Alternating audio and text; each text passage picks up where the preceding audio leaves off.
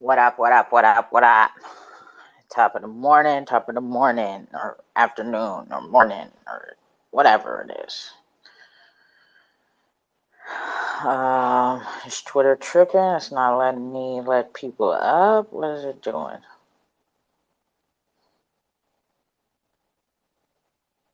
There we go. Oh, yes, yes, yes.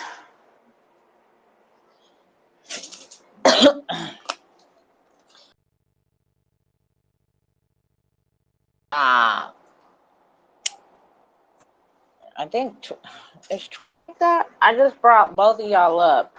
I don't know if it's a long ass delay now or what. Hit the request again, y'all. R6 and Ranger.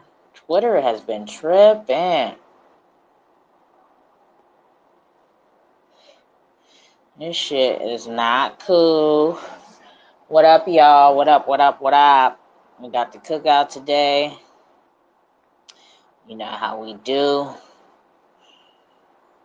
Gonna kick back for a minute, wait for them to get here. There we go. Ranger, hit the request again.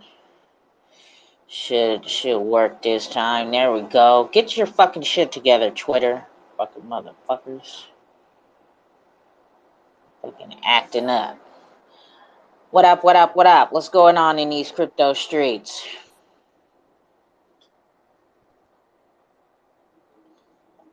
What is going on today in these crypto streets? Oops, let me get the link, actually. Nobody? Okay. Well, I'm going to write this tweet. So, y'all just My sit bad, I there. was pulling my tarp. I'm interested in that new staking platform that Jakes was showing us. What's staking He platform? tagged us in. I'm gonna have to look it up. Oh, I didn't even see it as a fucking hella notifications. I probably I skipped think it he right by. tagged you in it too. I'll look for it. All right. It's on the XRPL. Yeah, so you hold their native token, and they pay you in XRP. And I'm very interested in how this works. Very, very, very. Yeah, send me Uh, that. I haven't heard of a different staking platform. You're not talking about StakeX, right? nope. Let's kick it before it gets arrived. For the 2Cold. I have not heard of that platform. What's going on, Ranger? Roger, roger. Roger, roger. Roger, roger. Dodger, dodger. Let's kick it before it gets arrived It's for the called 2Cold XRP. XRCS. XRCS? I Yeah, think I've seen it around, but I don't. I posted it to the top. I gotta take a look at it. And then so we got additions, doing a giveaway, additions, and we got play NFT coming to speak. Play NFT. I'm gonna give away some 2Cold coin.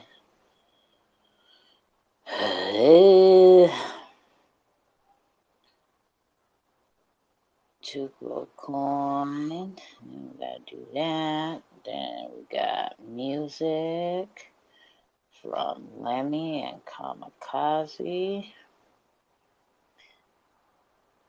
Yeah. Lemmy and Kamikaze. What else we got? What else did I put on here? I put the retweet.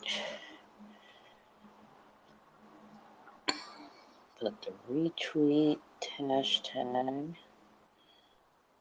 And I also put the XRPL community. The XRPL Ledger. The XRPL period. XRPL NFTs. We got a new hashtag, y'all. XRPL NFTs. XRPL NFTs, do NFTs, do giveaways. What other hashtags do NFTs?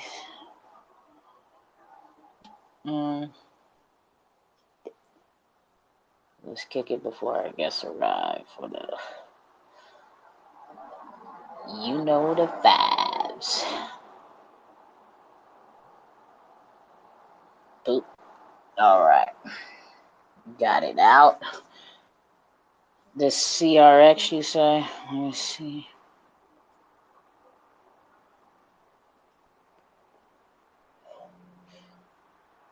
Follow, like, retweet.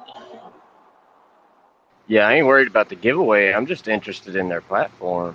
I think their snapshot for the most recent, or not the most recent, but the soonest airdrop or snapshot or whatever is like the 13th.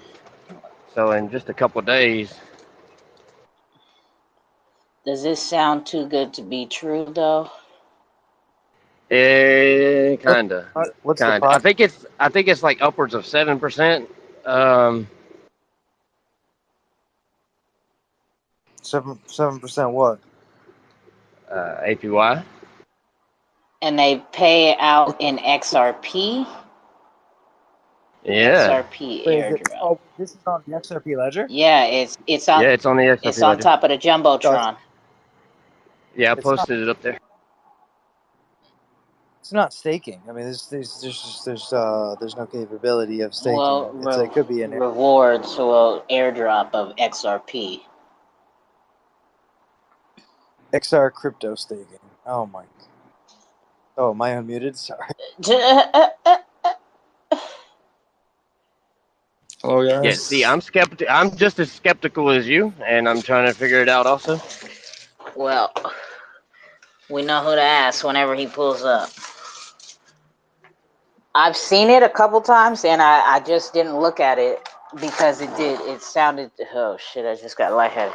It sounded too good to be true, right? You buy their coins and they airdrop XRP. Right, like what? Yeah, I'm not too down with that. I mean, look at their website, right?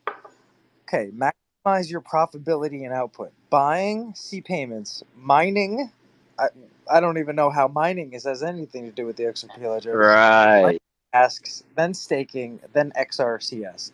So they have a token that they're putting out. Yeah, you have to buy their token in order to get the XRP airdrop.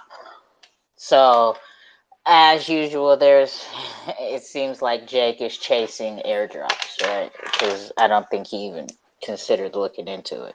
It's literally, what's that thing? StakeX? It's StakeX. XRCS. But how are they getting the XRP rewards to give to everyone? Are they trading their own token or what? That's most likely the only way. How else would it work? That they would. So they encourage everyone to hold their token while they sit there and trade it on the market and pay people in XRP. That don't make no fucking sense, to be honest. I don't think you're getting XRP. I think you're getting XRCS. So XRCS will work your crypto even when you are sleeping. Infinite airdrops every 15 days with rewards up to 12%. Your XRCS stays in your wallet while it works for you 24/7, no lockup required. So you're not getting XRP. It doesn't look like you're getting XRCS. Yeah, that's what it says. The reward token is XRP. That's where I'm confused and where they're getting this value from. Doesn't say it on the website, at least.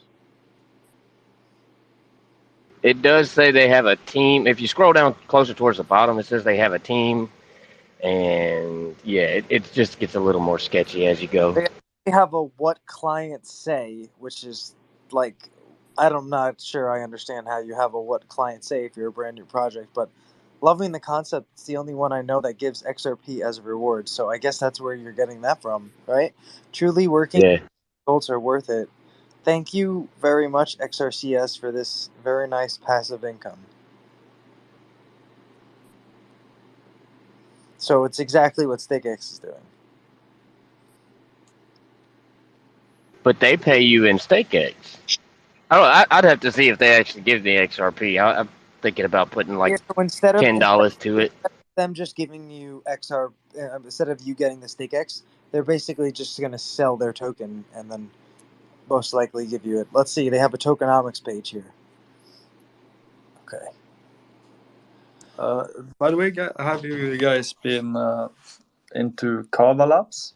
I was checking it out a couple of years ago, but I haven't. Do you guys think that Kava Labs will be something in the future?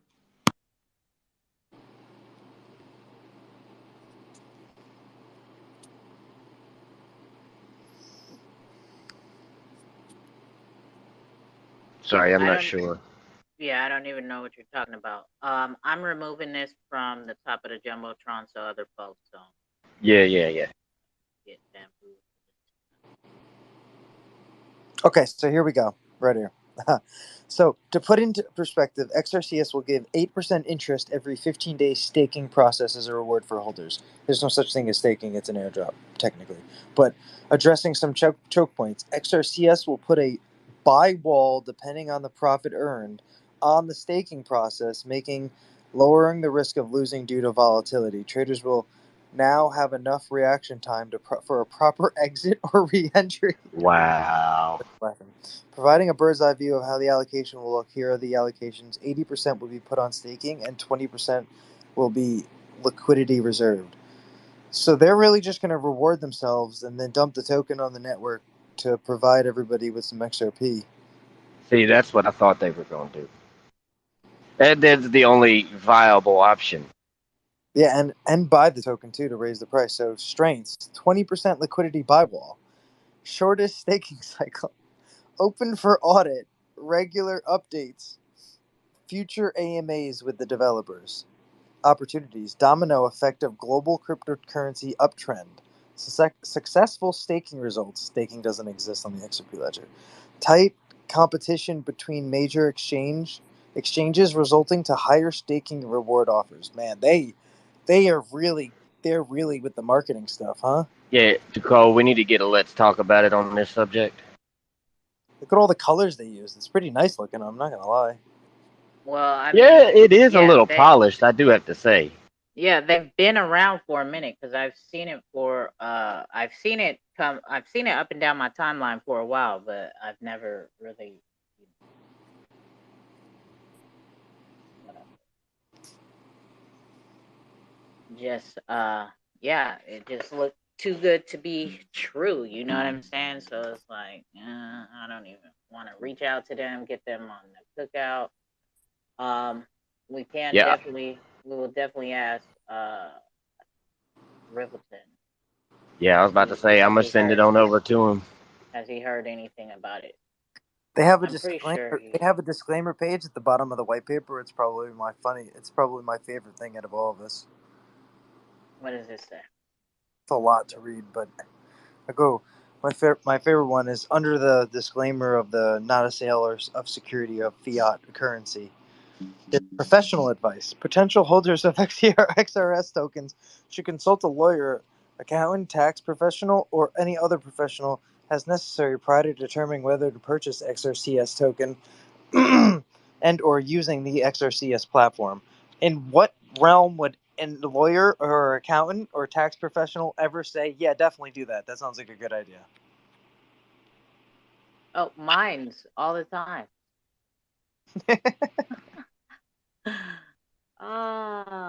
It's another StakeX. I think steak is a bit more legit. Yeah, I feel like this one's a little scammy. There's 2Cold's. There's On my 2Cold's email. raw and uncut. You know the vibe. My bad. I'm just getting everything queued up, ready to go. You know, I mean, I don't know if it's scamming. They're basically doing Below to 2Cold's. it's just, we got to call them out for saying the things Below that to they said again. 2Cold's. I like the fact that the staking Below doesn't to fit 2Cold's. XRP Ledger. Fuck? It's not a capability. You're there? You're having it's having hotkey issues. yeah. No, I'm trying to like get it right to 0, but whatever. That seems like token that I want to actually day trade, and yeah, I'm trying to show you with me. Which one? XRCS. I ain't trying to stake it. There's no such thing as staking on the XRP Ledger. It doesn't exist. Yeah, we know it's rewards. Rewards. It's just an airdrop. Yeah, but the IRS looks at it two different ways, right? Because there was a lawsuit and the IRS lost a couple of years ago that people got their staking rewards back, right? Because it was looked like as like bank account interest, and so, but an airdrop's a taxable event. You got to claim every single one of those. Airdrop. An airdrop, yeah. Like say you get an airdrop and the token has 0 value and hasn't been traded. Well, so you claim 0 value, right? 0 gains. But if you get an airdrop and say each token's like $5 and you get 10 of them, right? Like you have to claim that as a gain.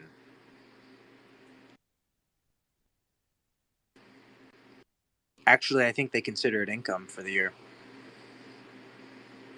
I consider that donations. Sorry. If you have a nonprofit, sure.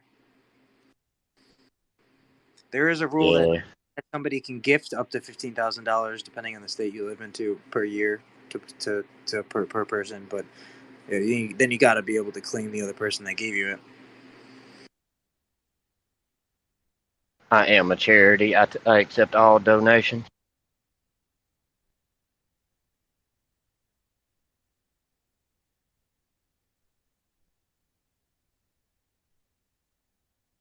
So is it anyone that have been outside this weekend and watching the harvest moon? That's what's pretty amazing. Didn't, but I knew a lot of people talking about it.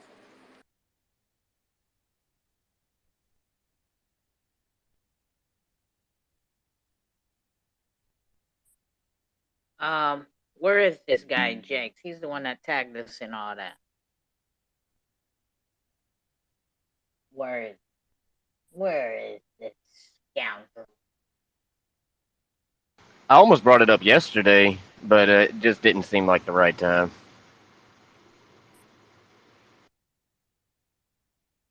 You should have brought it up at the pool party. Yeah, that's what I'm talking about. Yeah, I we're just, talking about all types of. yeah, I was dealing with some things yesterday.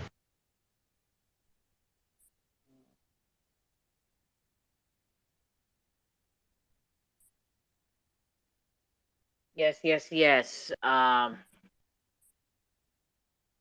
What is this? Oh no, I'm trying to seeing them hanging out. Cool. What up?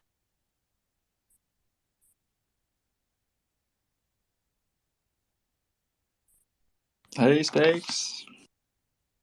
Hey, good evening. What up? Yeah, I'm all right. What up? What up? Bit tired, but I'm going to bed soon, and I thought, like, yeah, maybe go on a spaces and sleep less. What are you doing? Ah, Gonna be You dreaming. like that? sorry, I both got cut off. I said you're gonna be dreaming about us.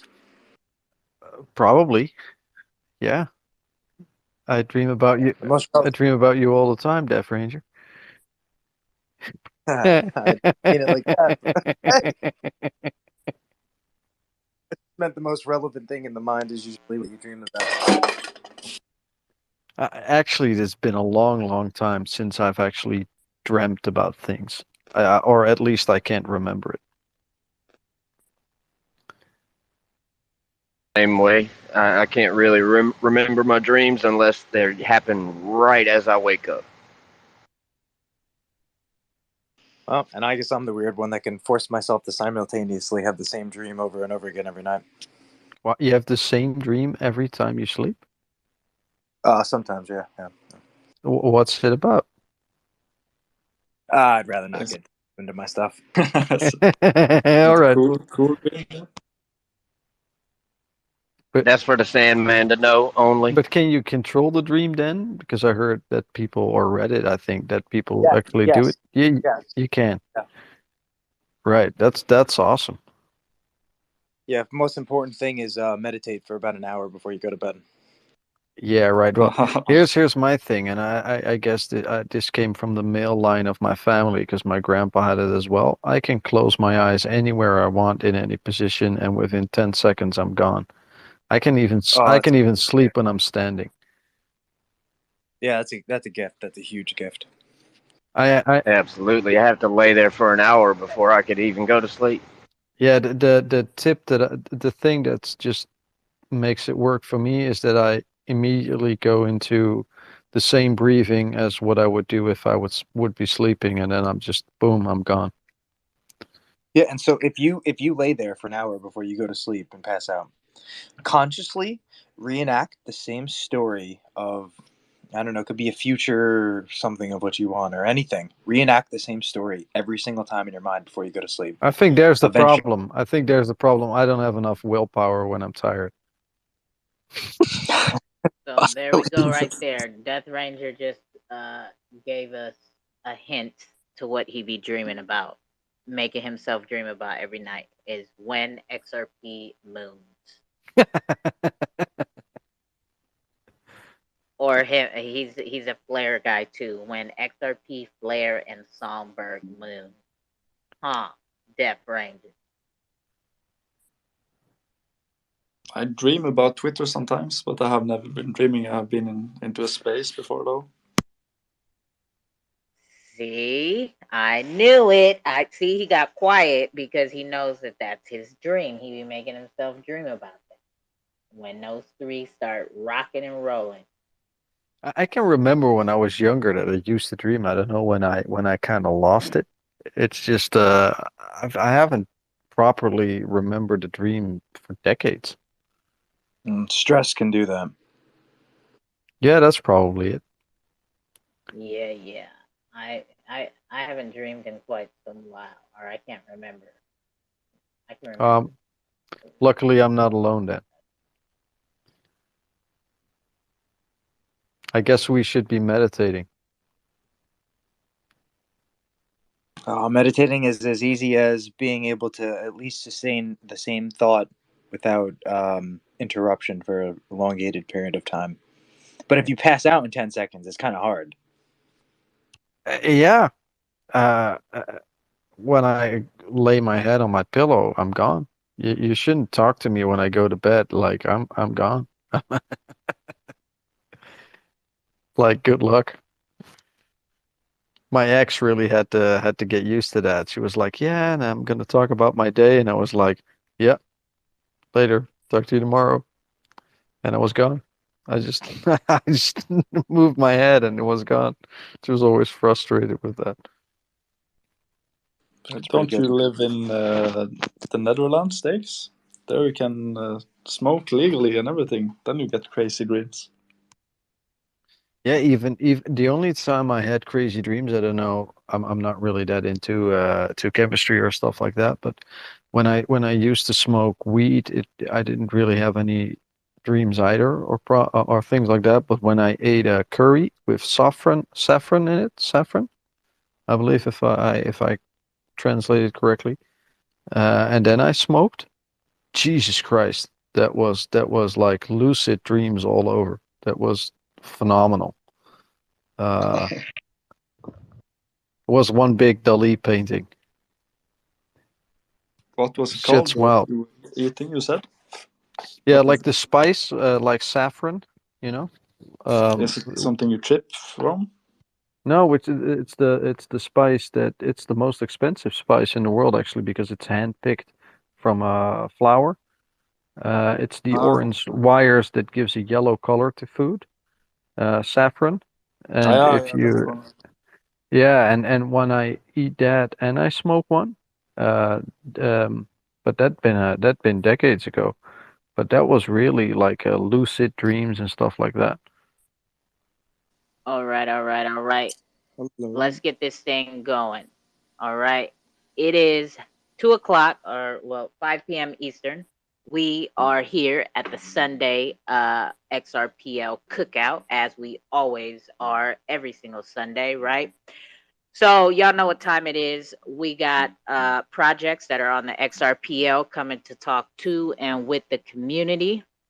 We got the additions team is in here. Edward has let me know ahead of time that he will not he'll be here a little bit later, but the team is here right now to talk and represent for the additions project. And we also have Play NFT, who Play NFT is a Ripple grantee, and I believe they're going to be a marketplace, and I believe they're going to be a cross-chain marketplace. So definitely interested in hearing what is going on with them, with both of these projects, right? Excuse me. So before we get started, let's set the mood. Let's get these vibes together, right? Let's get turned up. And real quick, I just want to take a moment um to acknowledge that it is 9/11, right? So we can have a brief moment of silence for all the lives lost, over 20 years ago in that awful situation.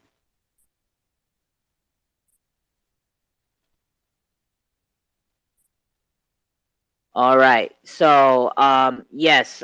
So it is again 9/11. Um, I'm pretty sure most of you guys can remember what you guys were doing that day. I definitely can remember, but we're let's get this thing going. All right, and let's play NFT. Why don't you go on ahead and hit the request button so I can get you on up here and get you situated. While I get this song playing, the theme song for the XRPL Cookout. If you guys haven't already, if you guys could, and please, if you feel like it, right, please retweet the room out and let everybody know that we are about to get this Sunday cookout underway. All right. We do have one, this is a marketplace, Play NFT, so they have they're not sponsoring a giveaway, but Additions is sponsoring 4 giveaways, and we will get into those a bit later. So retweet the room out, let everybody know we got Play, NFT, and Additions here. We're gonna vibe out to this song, and then we'll start getting right to it. Twitter space call. We'll pull up to 2Cold's Twitter space call, where we keep it real, raw, and uncut. You know the vibes. All while getting our learn on. We're all things XRPLs. What's up? Triangular trap tsunami. I'm in my lane. So many people, they flying my far. I got the power to see through it all. Hurricane, up in my chain. Baby on point when I walk through the mall. If I'm the hero, I'll answer the call. People change, you wanna change? I stay the same. I got the whole team lit. Everybody asking where I'm at. Even when it rain, I stay the same. Still like the feeling when I get it fit. Ain't fuck with the bullshit, I keep it legit. It started on Twitter, my crypto vision. Saw this XR Doge, I was like, what is it? Saw 2Cold's space at the top, I was like, let's get it. And when I first heard her talk, I thought she was a nigga. She ended up being my nigga. I told her I was a musician, and I could make that XR Doge, whoa, a hit. And that's just what I did.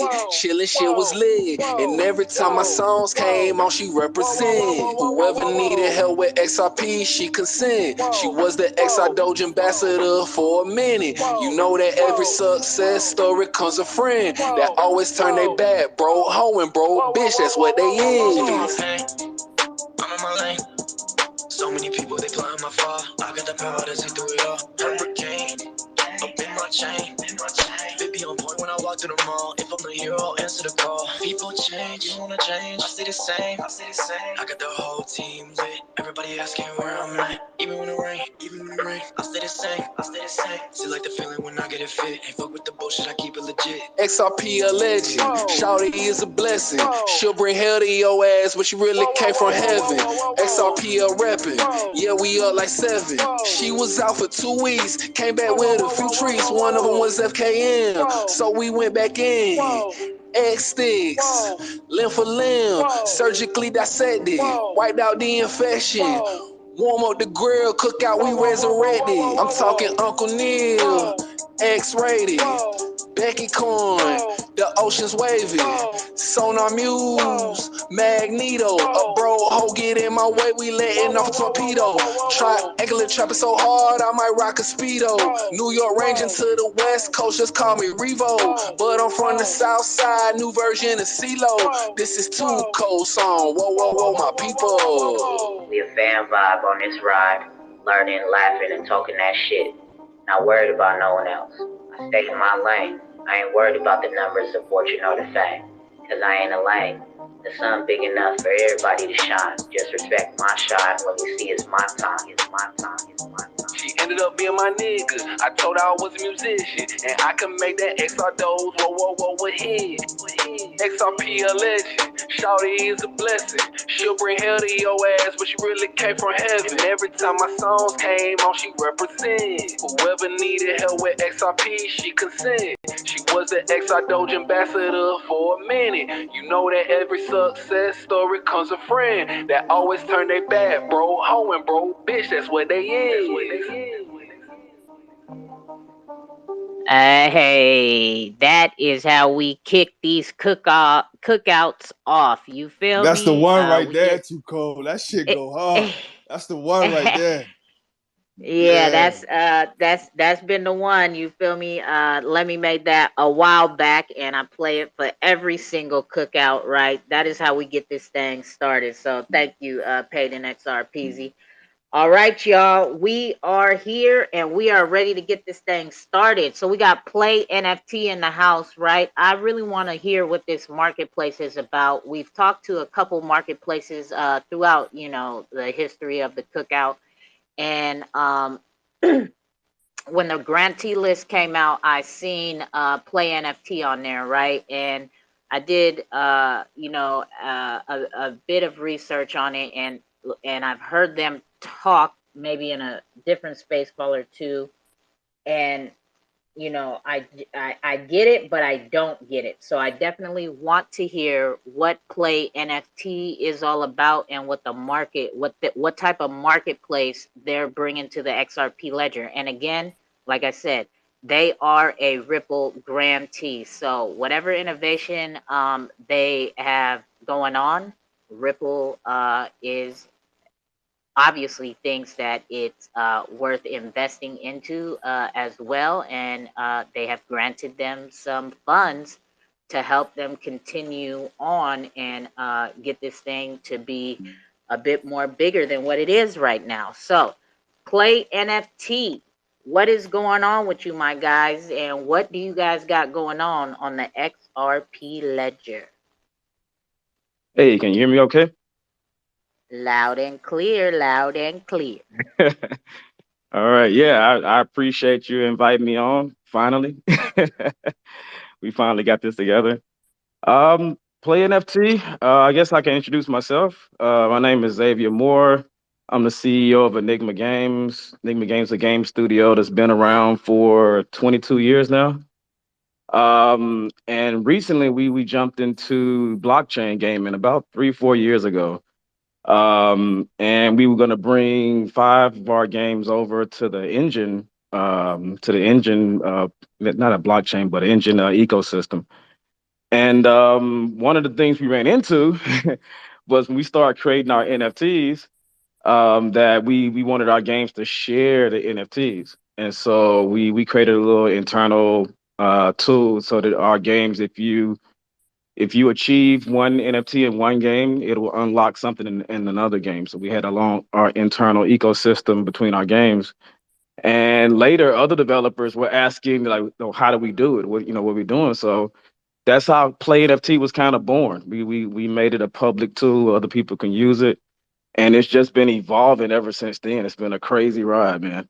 Uh, one of the things that we added that was new was we brought in the Twitch streamers because a lot of Twitch streamers were streaming engine games and they wanted to be a part of the project. So we actually combined it with Twitch, so that the Twitch streamers could create NFTs, and those NFTs could be connected to the games.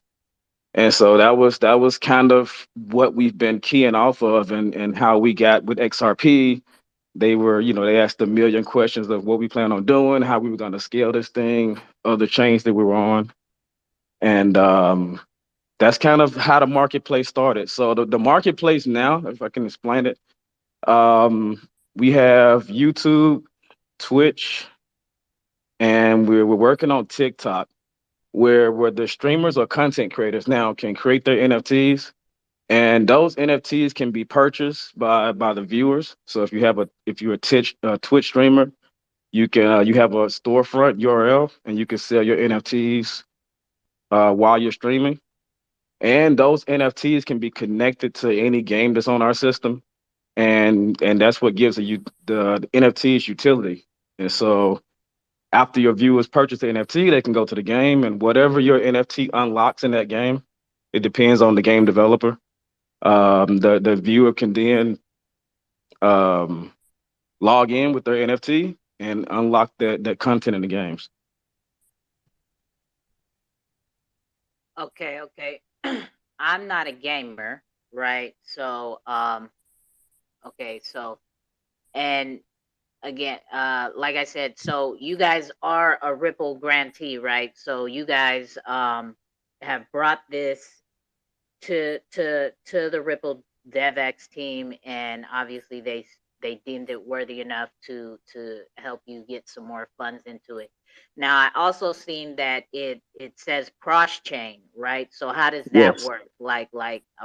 We're here to learn about your project, right? We're not here to be sold it, right? So take your time. There ain't no rush. There ain't no time limit. The stage is yours right now, bro.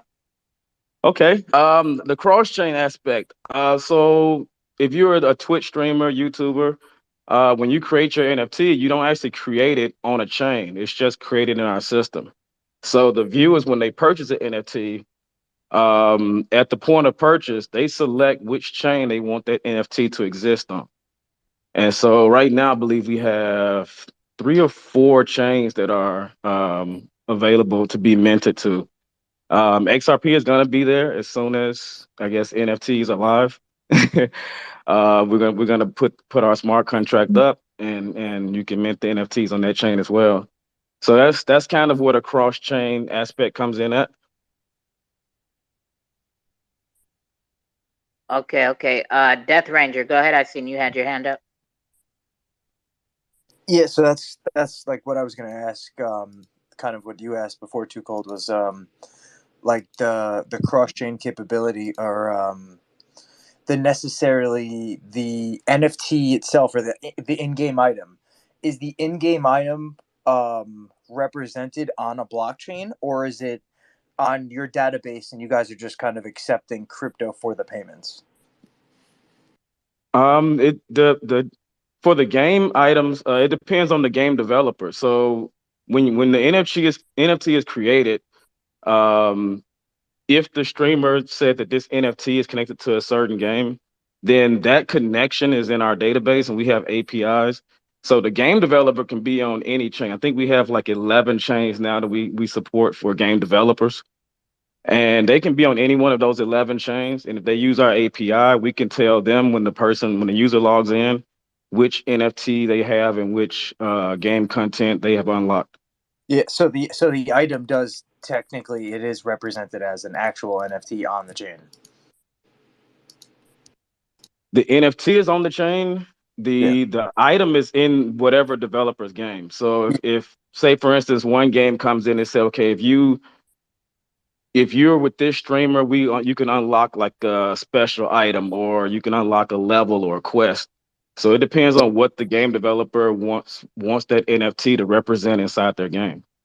Yeah, this is if you truly have partnerships with YouTube and Twitch, and I could see this being very, very big, because that's like it's a good idea, right? You have multiple games. I'd like to check out the games actually themselves. If you could, if it can I go from your Twitter account to go find a link to your website and stuff, because I'd Yes. love, Yeah, check the games out, because like that's a good concept. Technically, you know, what you're really being able to do is act as like the platform Steam, where you have multiple different, you know, games that you can offer, but you're offering this NFT ability with all of them.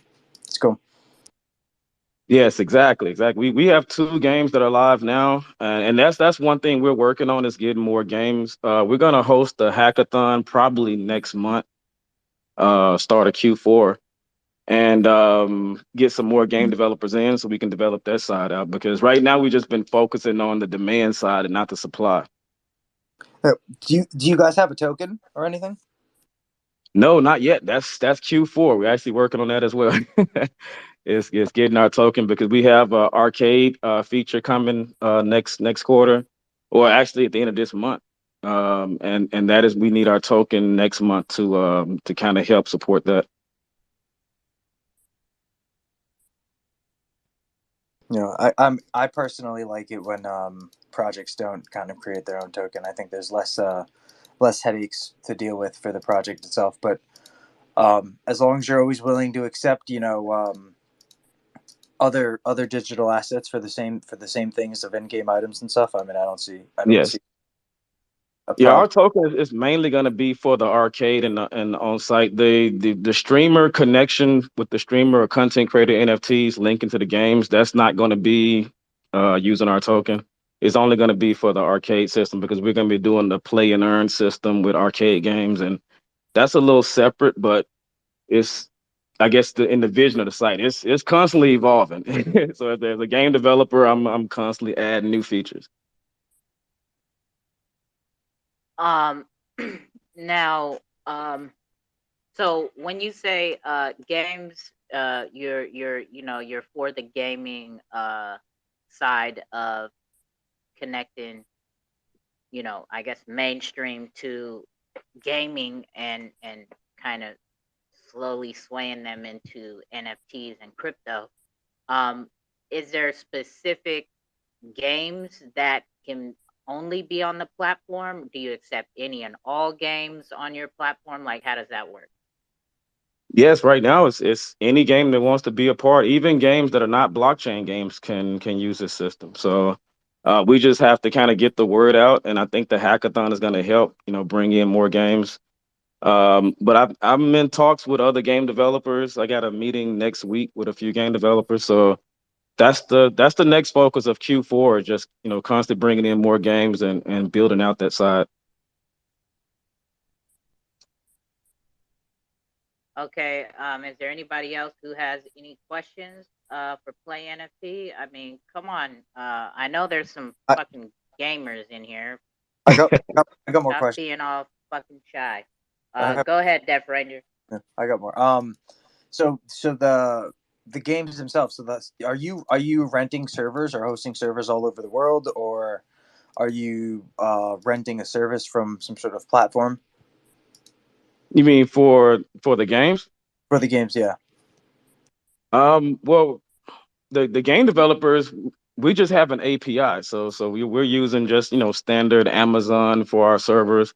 But basically, our API connects the game developers' games to our platform. Yeah. All right. So Amazon, like AWS, like so. Yeah. Like Right. so.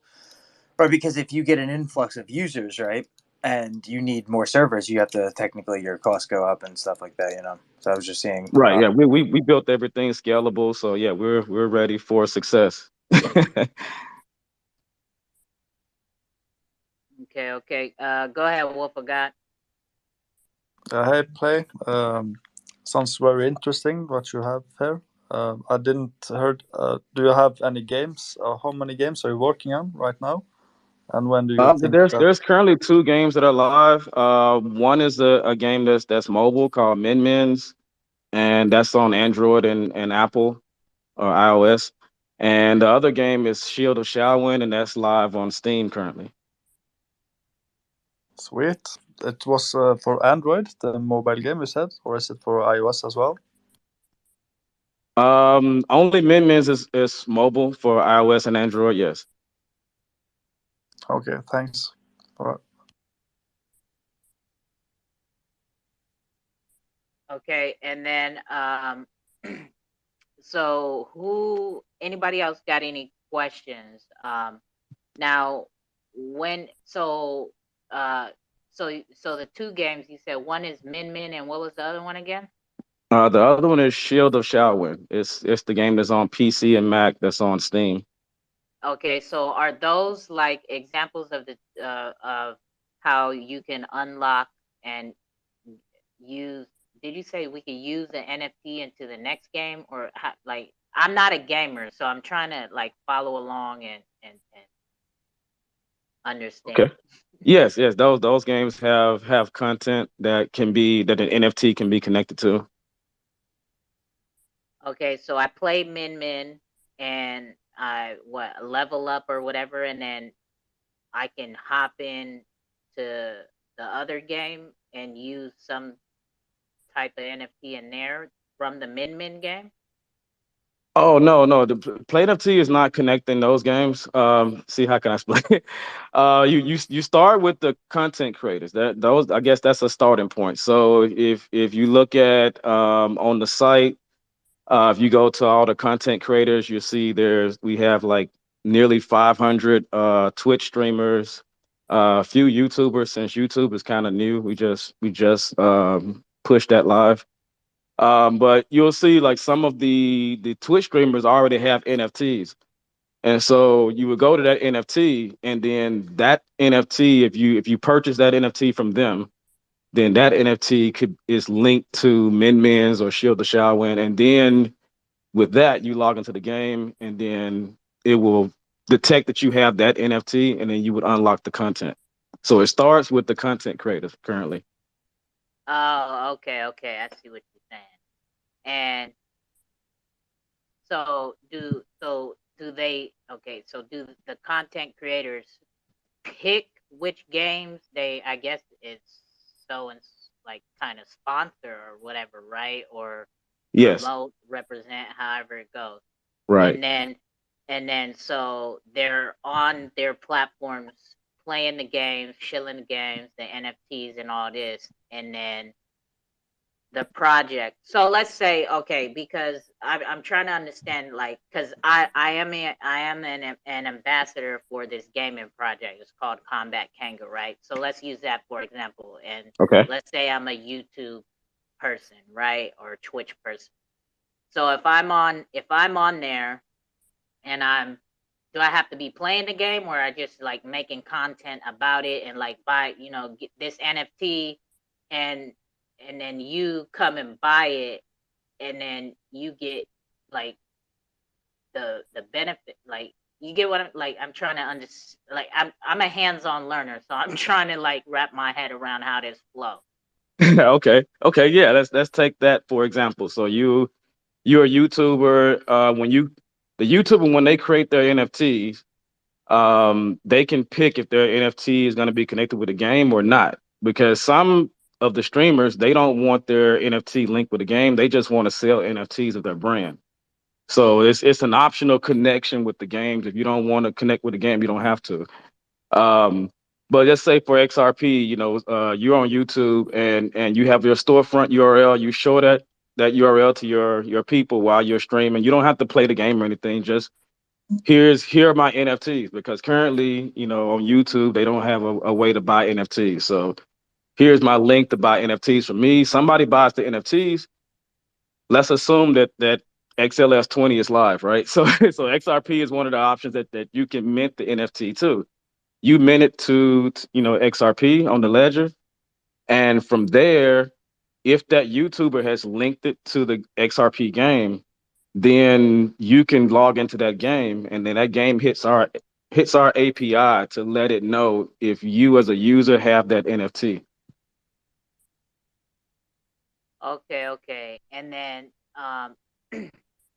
so the link that I would use to say here's the NFTs, it would be a play NFT link, right? To Yeah. my account to my NFT account to the play NFT marketplace.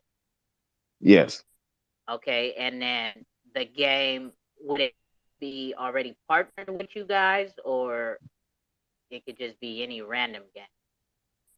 And in order for the game to use us, yes, they have to be registered on the site, and they need to let us know what code they want to use for their content. So they have to be integrated into the site first in order for them to use the utility or use our system to detect which NFTs are live.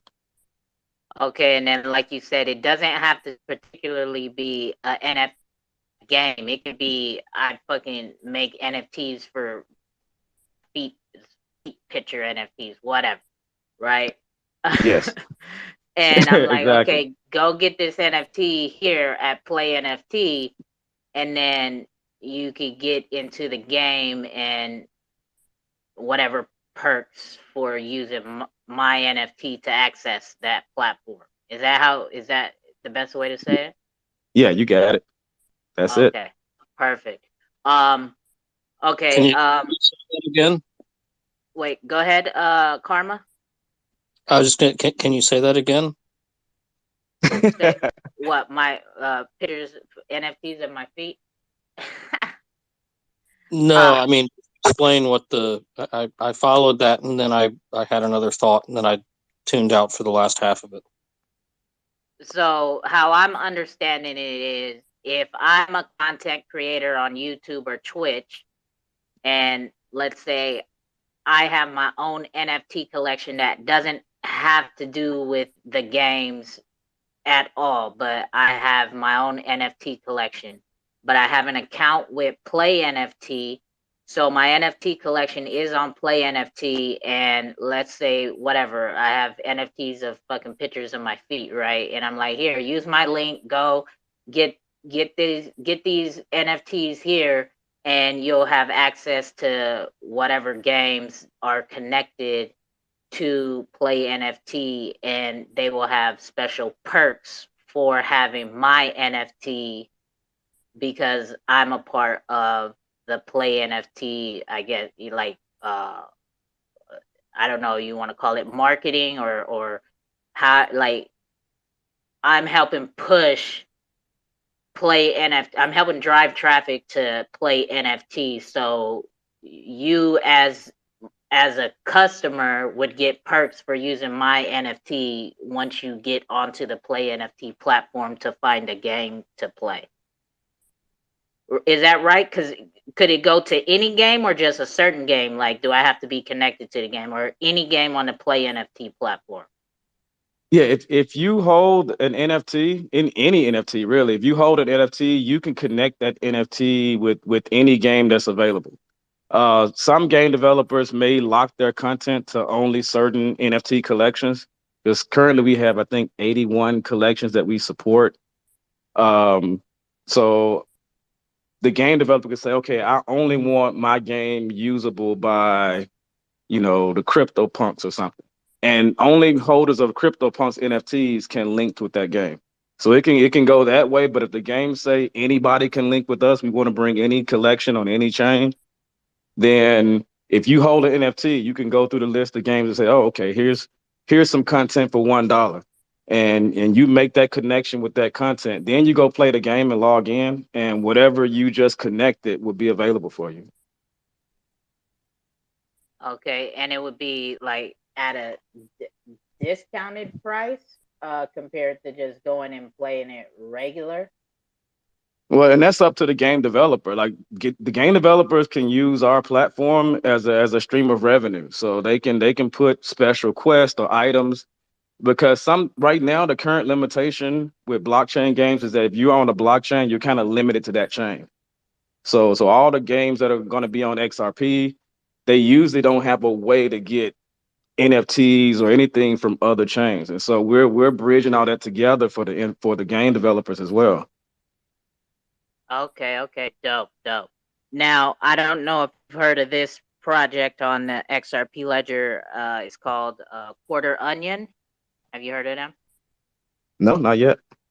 Okay, so Quarter Onion, you might want to get in contact with them. They are a group of game developers as well. They're not a marketplace, but they are trying to help educate and spread the word of gaming and, excuse me, gaming and NFTs, right? So here, let me DM them. let me DM you their profile. Yeah, so you should probably get a hold of them and maybe you know, just whatever, start some conversations. But they have been trying to host space calls. Like so they have what they call, it is called the Alliance, and it is a group of gaming developers and projects that are in this Alliance community, where they are trying to help each other, right? As far as if projects need help with game development, if they need resources like to point it in the right direction, they host space calls together. Like last week, there was who was it? It was Xscape and Verse X. They were hosting a space call together, and then you had I think it was the XRPL Junkies and Combat Kanga hosting a call together, or maybe I got them backwards, but whatever. It was two gaming projects hosting calls together and having gaming conversation and education for the community. So yeah, and I think there's more projects involved in the Alliance. I'm not sure all what projects are, but I know that that's a gaming community that you should probably reach out to, is the Quarter Onion folks. Okay, all right, I appreciate that. I DM'd you their Twitter page so that you can find them pretty easy. So yeah, is there anybody else right now who has any questions for Play NFT? I wrap my. Oh, go ahead, Karma. I'm curious on two things. So I'm thinking about the API, and so you're kind of sitting in between the blockchains and the game developers system. Is that? Yes. Okay.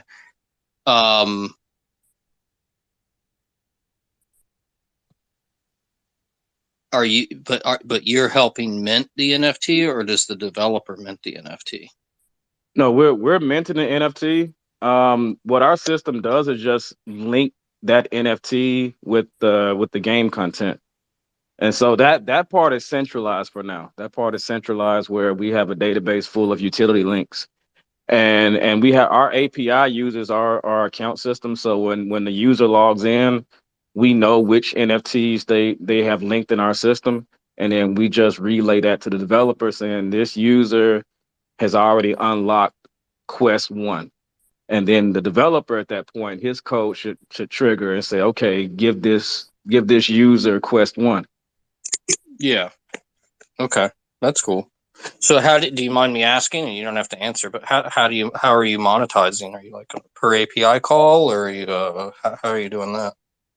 Well, we're just taking a percentage of whatever the developer's price is, or whatever the NFT mint price. Because currently the content creators, they choose the price of their NFTs. Currently we have a limit of I think $10.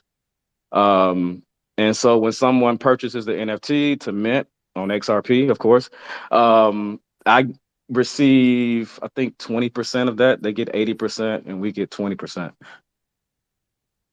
So it's basically just a minting fee. Yes.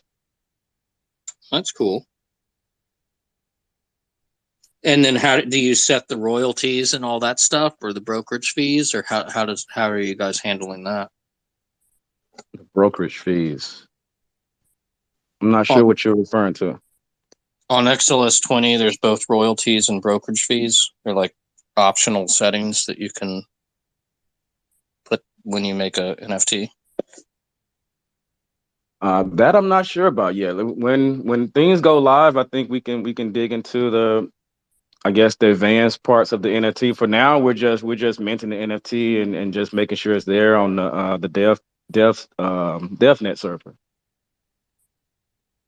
But that's something to look into, is how we're going to handle royalties and if we're going to set anything for that, because Does that go to us? Does that go to the content creator? That's something we need to look into. Well, normally you would expect the content creator to get the royalties and the, I don't know, gallery or brokerage or marketplace, yeah, to get the brokerage fee. Because currently our system is set up to kind of, I guess, bridge people into Web3. So the content creators don't have to know anything about crypto. They just upload their image, upload their video, set the price, set whatever game they want their NFT to be linked to, and create. They don't have to have a wallet. They don't have to know anything about crypto. So if we're gonna do royalties, then they're gonna need to know how to make a wallet, and we haven't gone into that direction with the content creators.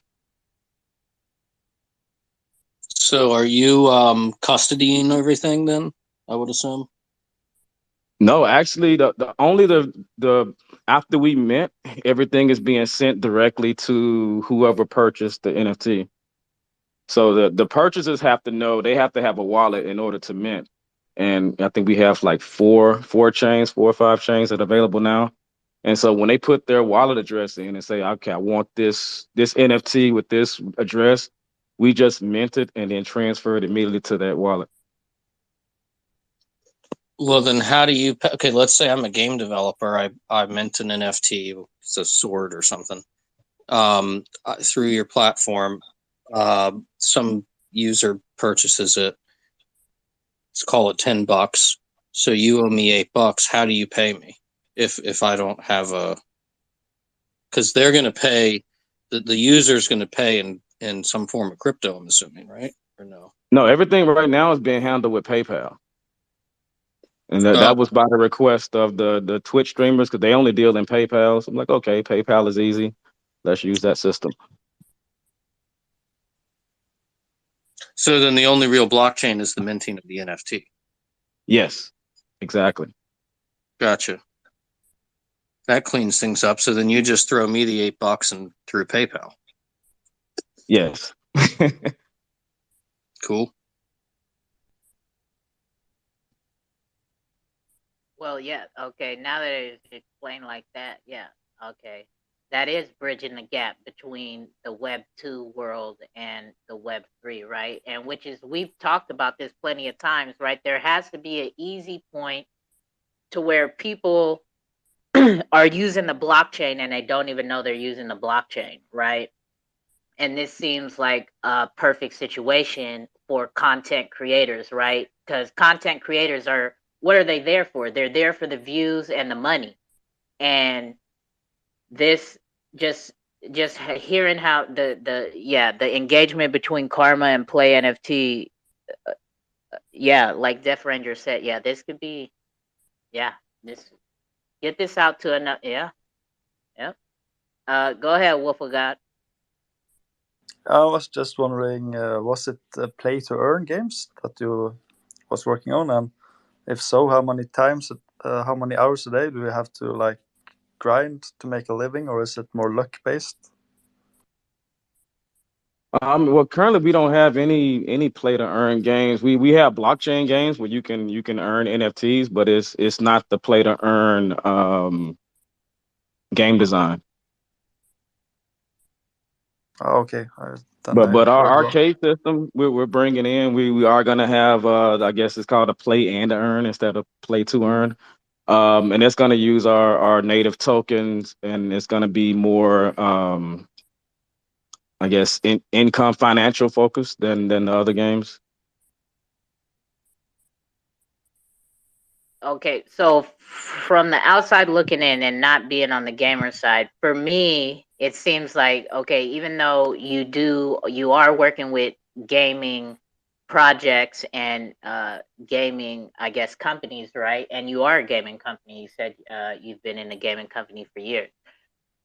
It seems more so, okay, on the back end, you guys do all the heavy lifting, and then for the masses and the average person, you guys are that gateway to make money using the blockchain, and they don't even necessarily know it.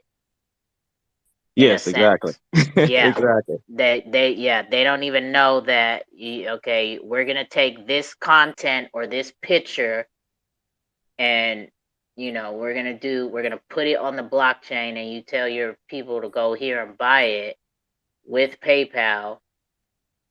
Yeah, they don't even know what the fuck is going on. Yeah, that is bridging the gap.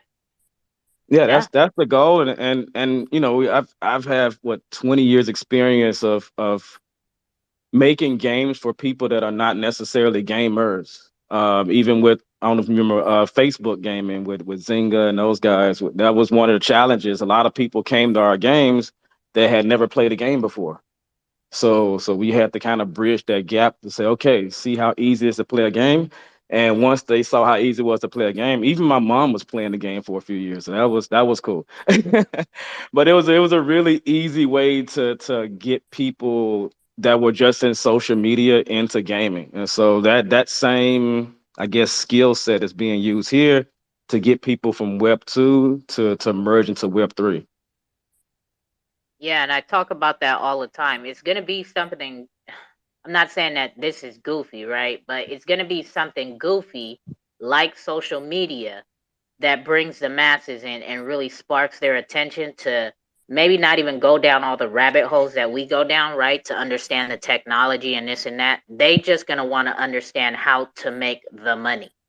And if like I seen the other day, Instagram is doing something to where they're gonna be able to selling NFTs on Instagram. That is gonna bring the masses, because the masses are gonna be like, well, how the fuck are people making money off of the pictures they're posting right now? Like, how am I gonna do that? Like, and then they're gonna start digging around and say, oh, okay, I need a wallet, or I need this.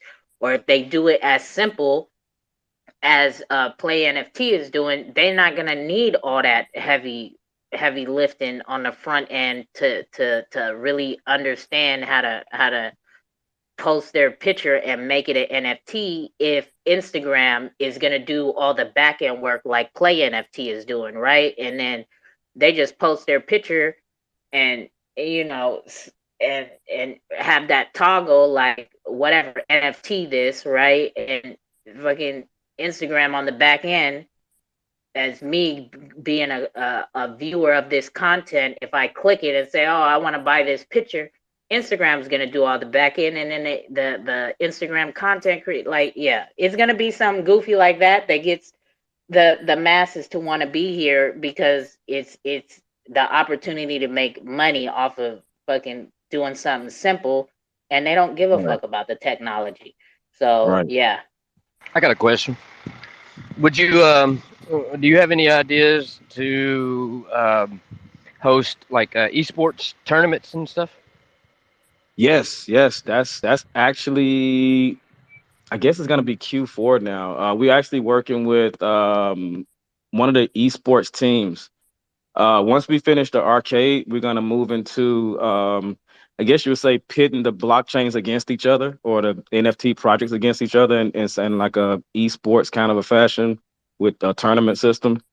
But we have some advisors from the esports world helping us with that. All right.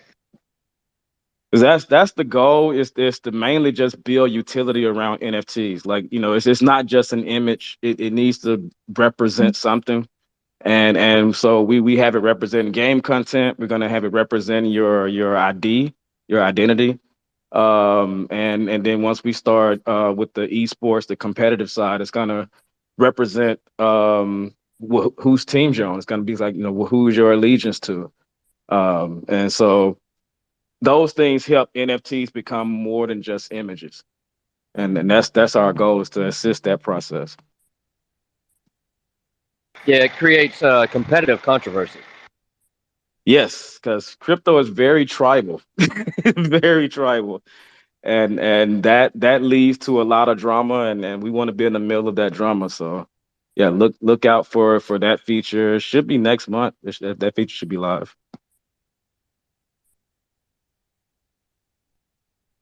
All right, all right. Dope, dope, dope. Yeah, yeah, that sounds very interesting. Yeah, shout out to you guys, Play NFT. Um, and then so your marketplace is live right now, right? You said content creators are using it already, and they're already minting away and stuff. Yes, yeah, we have almost Or 500 you content guys creators are right now. minting away. So, Yes, yeah. so what, where, how do you guys necessarily choose where to mint it, right? Because you're just paying them in fiat. So, how do you guys choose to mint the NFT, or like, how does that process go? That's the content creator, right? No, it's No, they the just load the user, content, right? The right? user that buys the NFT, they choose which blockchain that they want to mint. And so it's kind of like a multi-chain NFT project. So if you upload a picture or you upload an NFT, that NFT can exist on multiple because we currently we give each NFT a supply. For free, you get a supply of 10. So if you're a content creator, you just upload your face for free. It'll just be a 10 supply. And for I think $10, you can upgrade that to 100 supply. So that 10 supply can exist on multiple blockchains if the users that purchase, if they want to use Ethereum, they want to use Solana, XRP, that it can exist on multiple chains. Oh, okay. So now me as a customer, I'm coming in to buy Death Ranger's fucking Death Sword or whatever. That is one And hell of a way to create extra supply, though. I like that. right, so he has his Death Sword up, right? He's I'm watching his content. I'm looking on his stuff and I see the link and I'm exploring and I see Death Ranger's Death Sword. And then I want the pit for okay, as the buyer, I know what an NFT is because you said I have to buy it. I have to mint it, so I do need a wallet, right? Yes. So as a buyer, I know what it is. And okay, and then I can choose, like you said. So there's buttons there, like, oh, I want it to be Ethereum, or I want it to be Solana, or this or that, and then I drop my wallet address in there. So then you guys take that, do whatever it is you do, and then you send Death Ranger the $8, and you keep the two. You send him cash $8. Now, Yes. is that paid out per transaction, or like is it monetized till the end of the month? Like, how does that work? No, there's a threshold. I think the threshold right now is $100. So they have to sell a few before we pay out. Okay, and then what is another good question? Um, as a okay, so since you pay out in I mean, since you accept pay in any crypto, do you also accept pay for the NFTs in fiat as well, or no?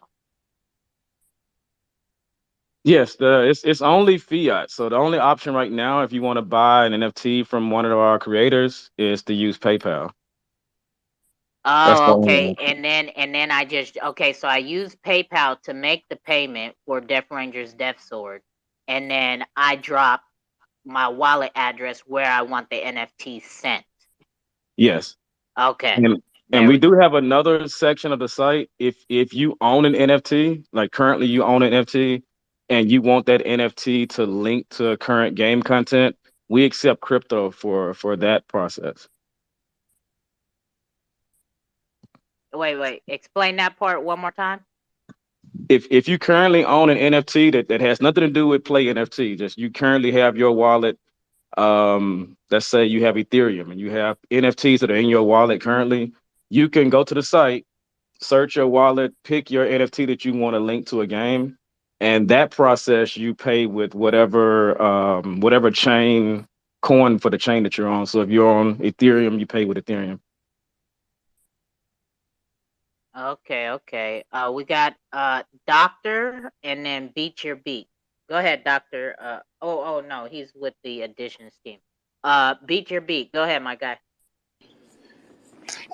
Sorry, I was just wondering what you had planned to onboard people who are in crypto. Like if you had any Twitch streamers that didn't know anything about it or were interested in getting into it. Actually, I don't think any of our Twitch streamers know anything about crypto. I think that everyone I've talked to, because we've talked to a few, they just want another revenue stream, and so they're creating these NFTs and putting their brand out there because they want someone who's into NFTs to purchase it. And so I don't think any of them are crypto native users. Maybe one or two. Yeah, they're rare. Interesting. Dope. So yeah, if you guys know any content creators, right? You definitely might want to point them in the way of Play NFT for, as he said, another stream of revenue. Go ahead, pay me. I'm about to start uploading pictures of my feet, and I'm about to start pointing everybody to the NFTs. Hey, feet are big money. I've heard, people paying hundreds for them, so don't knock it. Yeah, no, I know. That's why I said it, right? And I'm not gonna say I have the prettiest feet, but I sure in the fuck don't have no ugly ass feet. So, but go ahead, Payton XRP. I hate to be the bearer of bad news, but I'm just looking at this tweet from We Say When, where he said, after reviewing the report by @Tokenize, he said, I feel the NFT amendment needs a small change. I will remove my support for XLS-20 amendment on our XRPL Labs validator and add support again if the issue has been addressed. Slow and steady wins the race. I know this feels like a setback for all projects and users already counting the days, hours, minutes till XLS-20 native NFTs on the XRP Ledger will go live. But as I've said many times before, we must get things right, not right now. Hiccup, not the end. Oh wow! So is this clock stopping? That's just one vote, right? Yeah, that's one vote. We needed to lose. Is it two because we got an extra one after the one we needed, or something like that? Okay, yeah. So that's one vote. It was at 94 yesterday, so now it's at 91.4. So we're still above the 80% threshold, and this clock is still ticking. Why wait till lastminute.com though to pull that crap? Sorry. I don't know, but yeah, I'm definitely gonna keep my eyes on that clock throughout the day. Give me a second. I'll go look on the private forums and see what they're talking about. All right, thanks, Karma, and thank you, Payton XRPZ, for that update, my guy. Appreciate it. Yep. Well, let's not let that somber the mood right now. That's just one vote, right? That they need a couple more votes in order to bring that down below 80. So let's just keep our eyes on it. If it's true, if that's a true tweet by Weedsay, it's probably not going to be over 80 by tomorrow. Yeah, I just looked on his page. It is that is he did tweet it out. I see it, but I can't focus on it right now because I'm hosting a cookout. We can definitely get into that conversation after, right? I don't want to take away from these projects. This is what we're here for. We get through this cookout and then we'll get back to these conversations about it for sure, right? Because this is what we do here. All right, let me. The clock doesn't need to stop. The problem just needs to be fixed. Well, that's the thing is, they might need more time. Go ahead, OC. Yeah, we're talking about it's a why small people problem, are right? rolling back. I have no idea. I see Alloy Networks posted a late-stage possible exploit has been reported in relation to the XLS-20 amendment. In light of this, we will veto the amendment till a fix is found. is disappointing, yes, but safety of both issuers and buyers is paramount. And the network, of course. Let me go ahead and pin this to the top. I'm Trust looking line at the flag set on NFT token mint TXS can max a minters.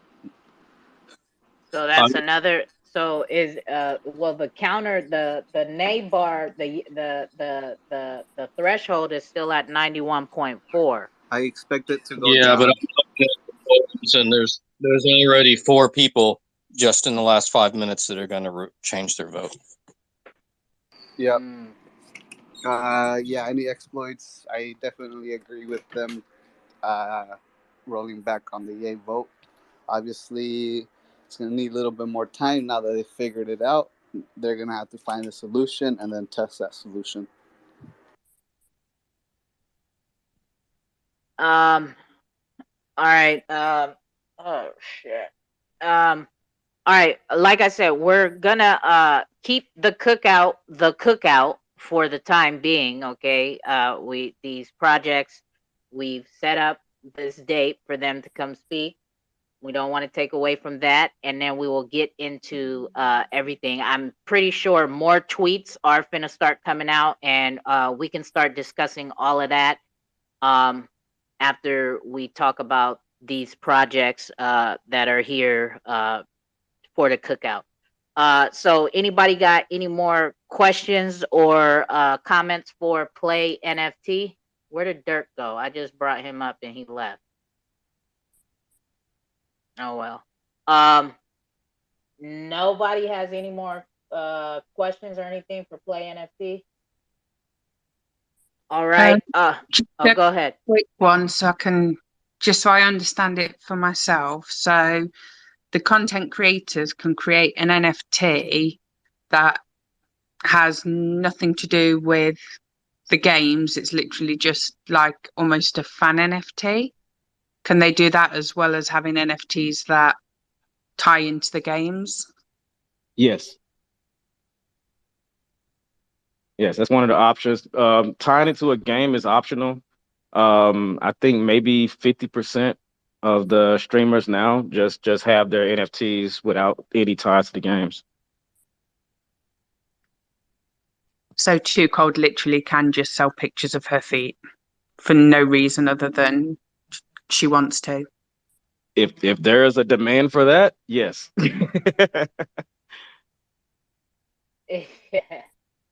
All right.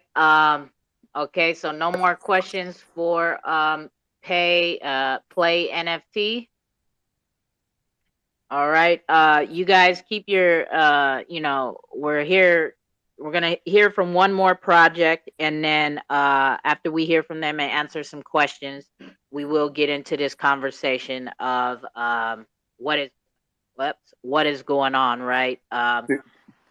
Do you want me to read it real quick? Just quick no, summary? you want to read it. That's why you fucking interrupted. Go ahead, OC. Go ahead. Of course. I want 2Cold to be the breaking news platform. It says about NFTs utilizing flag 12/13 on NFT token mint TX. I'm not too sure what that means. With the transfer fee greater than 0, are susceptible to spam trust lines and an increase in their reserve requirement, while also allowing a currency issuer to create infinite currencies for no cost or reserve requirement. Issue description: NFTs minted with the trust line and transferable flag, enabled with a transfer greater than 0, are susceptible to attack by a malicious user, which allows the attacker to create an infinite number of currencies on their attacking issuing account and maxes out the victim's reserve requirement on the NFT account. At conception, this attack was very expensive to execute as an attacker, but after optimization in the attacking method, it became negligible cost and allowed the currency issuer to issue assets without affecting the reserve requirement. And then they go on to show the steps to reproduce the issue. Where are you reading that? Yeah, that was an exploit that's already been fixed. That was the negative offer one, right? The issue that we have now is that if you were to sell an NFT for, say, Casino Coin, the royalty gets paid to the royalty wallet in Casino Coin. Now, if we wanted to have fun, we could keep selling the same NFT back and forth and just switching the currency every time. And because that NFT has the flag enabled that allows it to accept sales in any trust line, the flag allows an auto set trust line on that royalty wallet so that it can always receive the royalty even if there isn't a trust line yet. So the exploit is to just continue going back and forth using up all of that project's XRP sitting in their royalty wallet until they no longer have any XRP to set any more trust lines. So that's the exploit.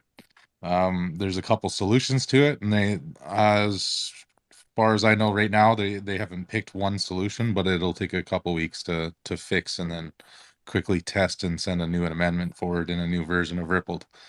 So that exploit you were talking about before is something that has been fixed. That's the negative offer. This one's brand new, just discovered, just fully discussed today.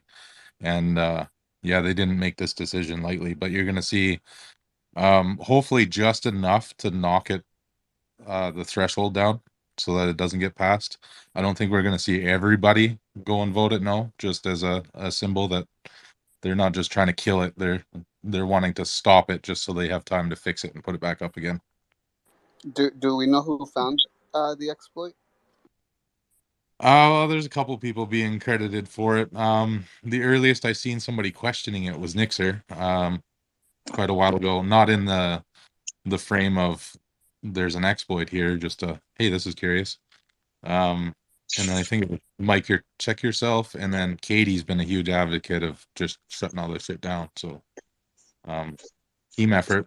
There was testing done through Nixer and somebody else. Sorry, I wish I knew the name so I could credit them properly. But yeah, this isn't just a hypothetical thing. They went forward and tested this all. There was discussion at Apex over it, but not to the extent that it was discussed today. And it was kind of a, hey, we actually need to shut this down and fix Hey, this. Chris, apparently Katie does know something, no? Yeah, sure. I mean, if nobody knew about the exploit, it wouldn't be an exploit, right? Yeah, correct. But he was telling me about it for weeks and weeks, and I didn't believe him. So it wasn't until today that I start having real concerns, and our community started asking lots of questions about when mint, and so we announced that we wouldn't be minting before somewhere the first week of October, and I'm happy we did that, but probably we'll have to postpone a little bit more.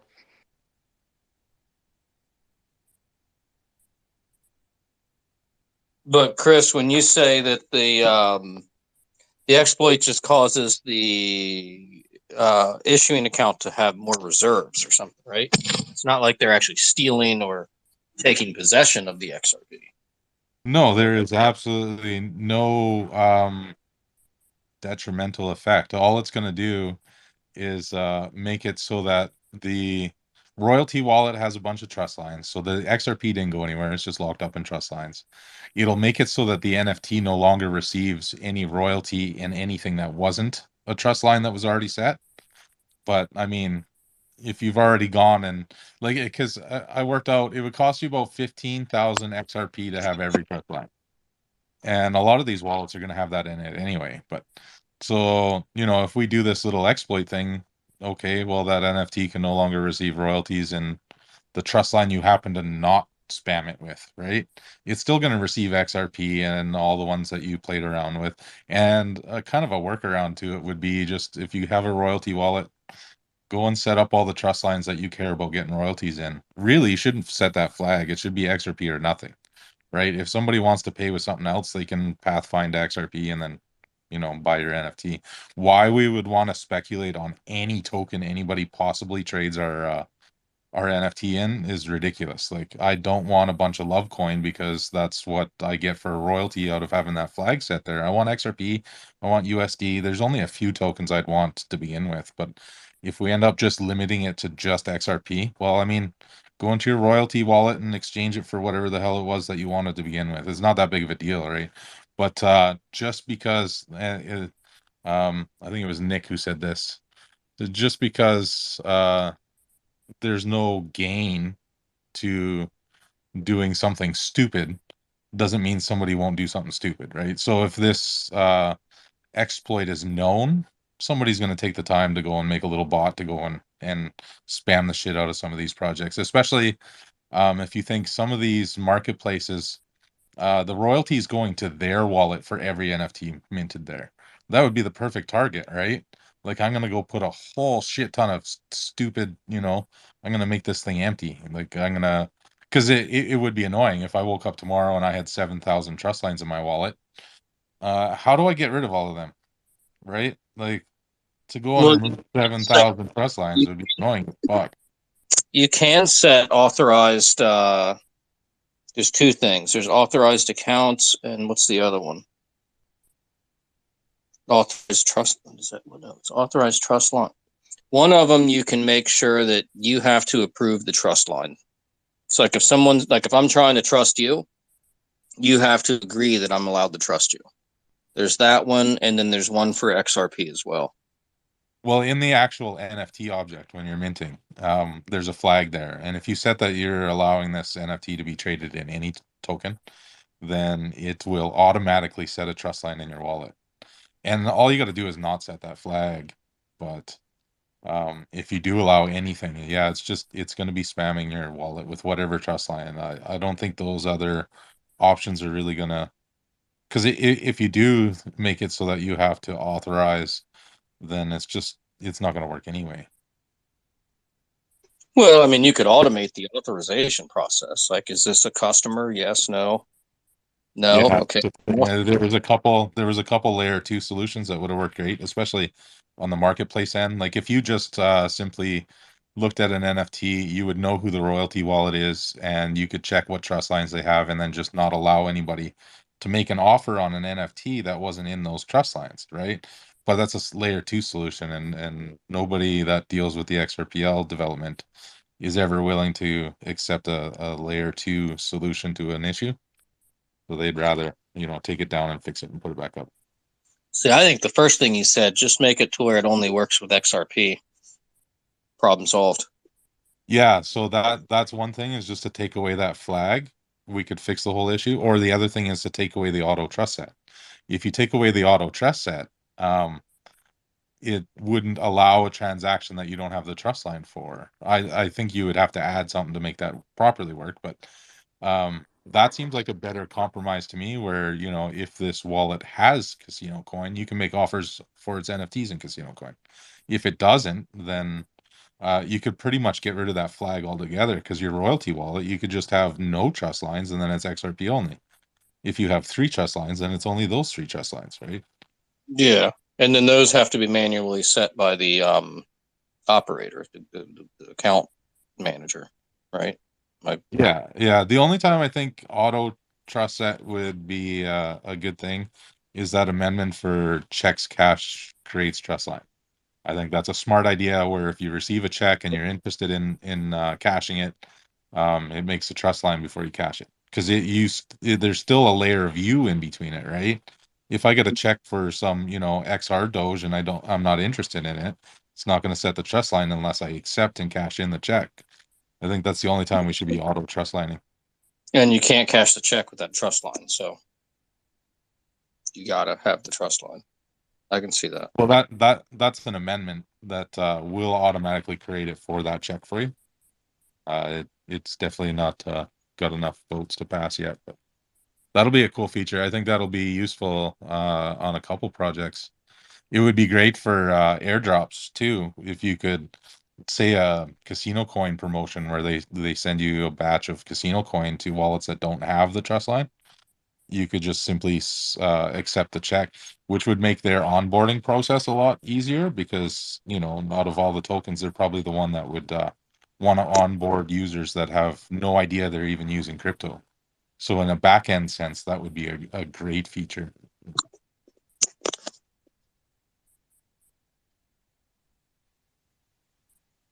So are you saying you can accept the check without having a trust line for the underlying value inside of the check?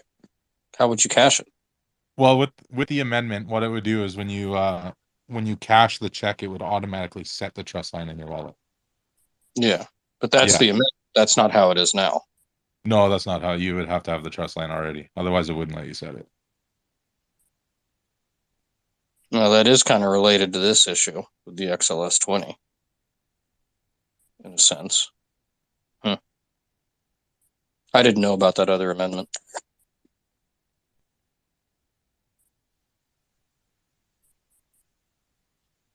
I think the easiest thing is the first thing you said. Just make it XRP only, and there you go. I mean, maybe you can polish that up later on, but at least to get it out the door,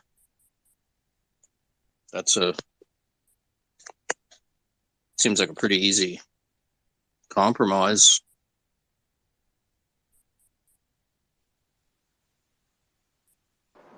Okay, anybody else want to chime in on this topic real quick before we move on back to the cookout? We have one more project to speak with for the cookout, and that's additions.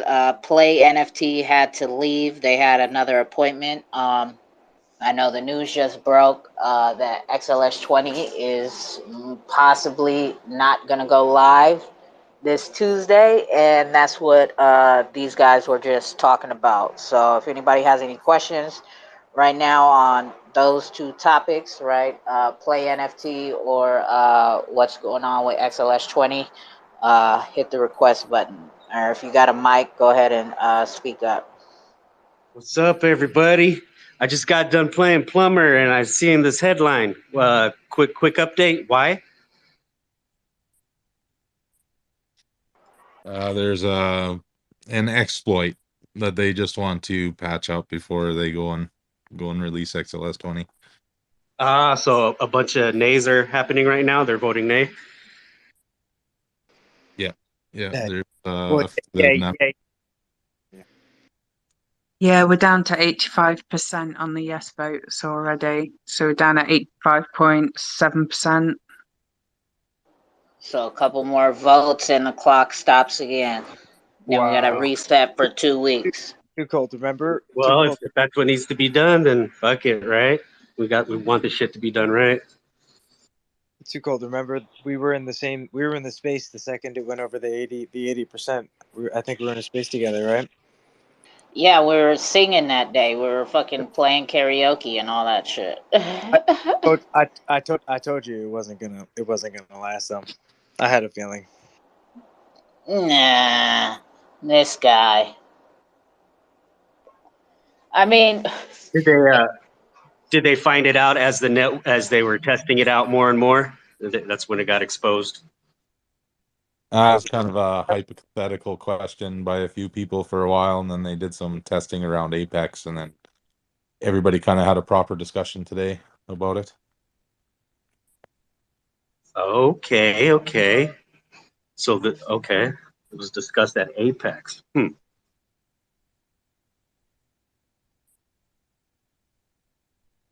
Most important thing is the preservation of the ledger to work correctly. Yes, of course. We want we want things to be done right, not fast. Fully functional. Yeah. All right. So to lighten the mood, I know some people are probably disappointed and all that stuff, right? And again, this is the cookout, right? And we did have scheduled to play NFT and additions, right? So we stopped for the breaking news. People are watching their timelines, and people are also watching the when mint day page to see when we do drop below 80, right? That clock is going to stop, and then we will have to work our way back up to over 80%, and the clock will start back over another 2 weeks, right? So to lighten the mood, and while we get more information trickling in and whatnot, let's continue on with the cookout, right? And to get everybody chilled back out. Let's play this song by our guy Lemmy, right? XRP Lemmy. Um, since we have additions here, he did make an additions song a while ago. I know you guys don't see the additions handle in here, but the additions team is in here, and the owner creator Edward will be in here in a little bit. He did DM me and say he won't be able to make it until 7 p.m. Eastern because he has some things to do on his own. But we definitely have plenty to talk about regardless, right? Even after we get done with additions. So let's get into this and then let's speak to additions and then get to some questions and, have some fun too. We got some giveaways to do. And we could continue on this XLS-20 conversation as well. In and out between, I guess, as news starts trickling in. So here we go. Let's get to this. Cold, raw, and uncut, you know the vibes. Let your imagination run free or tell your truth. Being a published author or illustrator is what NFTs can be.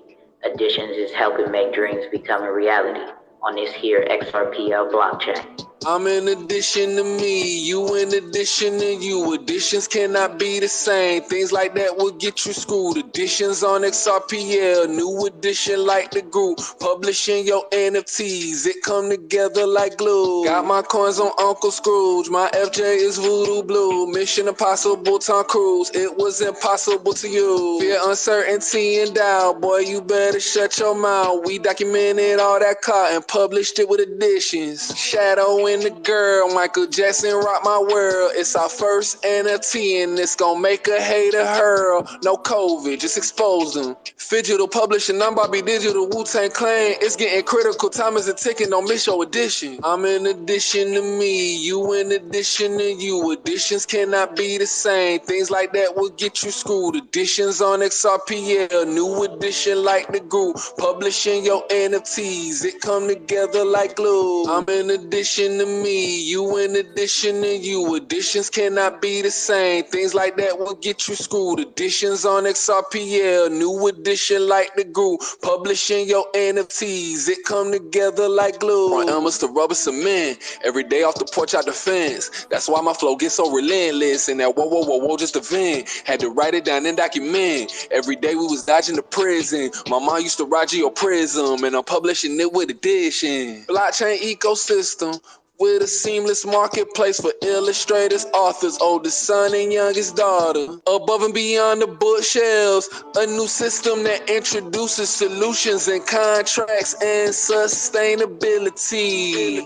In all of my royalties, XRPL, you got my loyalty. And it got the lowest fees. That XRP really been spoiling me. The new addition to money, that XLS-20 coming, don't end up looking like dummies. The NFT, all your books, trust me, it is a good look. Now go watch out for the hood. I'm in addition to me, you in addition to you. Additions cannot be the same, things like that will get you screwed. Additions on XRPL, new edition like the group. Publishing your NFTs, it come together like glue. I'm in addition to me, you in addition to you. Additions cannot be the same, things like that will get you screwed. Additions on XRPL, new edition like the group. Publishing your NFTs, it come together like glue. Shadow and the girl, Michael Jackson rock my world. It's our first NFT and it's gonna make a hater hurl. Blockchain ecosystem with a seamless marketplace for illustrators, authors, oldest son and youngest daughter. Got my coins on Uncle Scrooge, my FJ is voodoo blue. Mission impossible, Tom Cruise, it was impossible to you. Above and beyond the bookshelves, a new system that introduces solutions and contracts and sustainability. In all of my royalties, XRPL, you got my loyalty. And it got the lowest fees. That XRP really been spoiling me. From Elmer's to rubber cement, every day off the porch out the fence. That's why my flow gets so relentless. And that whoa, whoa, whoa, whoa, just a vent. Had to write it down and document. Every day we was dodging the prison. My mom used to ride your prism, and I'm publishing it with addition. All right, all right. that is how we do it. Real quick, I just took a look at the When Mint Day page to see if we dropped below. We still haven't dropped below, but there's an announcement. It does say, but you need to stop the clock, Chris, because the clock is still ticking. It Well, does. the clock's officially still rolling, so it's actually all automated now, so it'll stop itself when we lose the votes, Okay. and it'll reset. It'll go back when the clock starts again because we'll lose all progress. So Okay. But we are at 85.7%, and there is a big warning sign that says XLS-20 amendment clock has stopped. A potential exploit has been found in XLS-20. Validators have chosen to stop the clock to fix the issue and reintroduce the amendment at a later date. But as you heard the creator of the When Mint Day page, website, Chris right here, he's the one who has made this lovely page for us to keep track of everything. You guys heard him say that the clock will stop officially once we lose the greater than 80% amount of votes. Okay, so it seems like we have no other breaking news coming in about XLS-20. So let's carry. Oh, go ahead. do you want to release your game just for fun to lighten the mood? No, we could get into that a bit later. Let's get into additions, right? Because we kind of took the Cookout spotlight with the breaking XLS-20 news. So additions, right? Additions has many updates that they want to bring to the community. If you guys don't know about the project, like I said, Lemmy made this song months ago. You guys are about to learn more about it. Additions is a book publishing project on the XRP Ledger, right? So if you are an author or an illustrator, this might interest you, right? And once we get done talking with additions, we will get back into the XLS-20 conversation, unless we hear some other breaking news that just might pop up. So who's taking charge of this? Where are you at? Hales. We got Hales and Dr. Donkey right here representing for the additions team until Edward gets here. What's going on, you guys? Let us know what's going on with additions. Yeah, good morning, 2Cold. How are you? Good. How about you? No, not too bad. It's it's just gone 8:30 over here, so another early morning. I've just managed to get the kids up and out of the way, so hiding in the bedroom now so I can do this.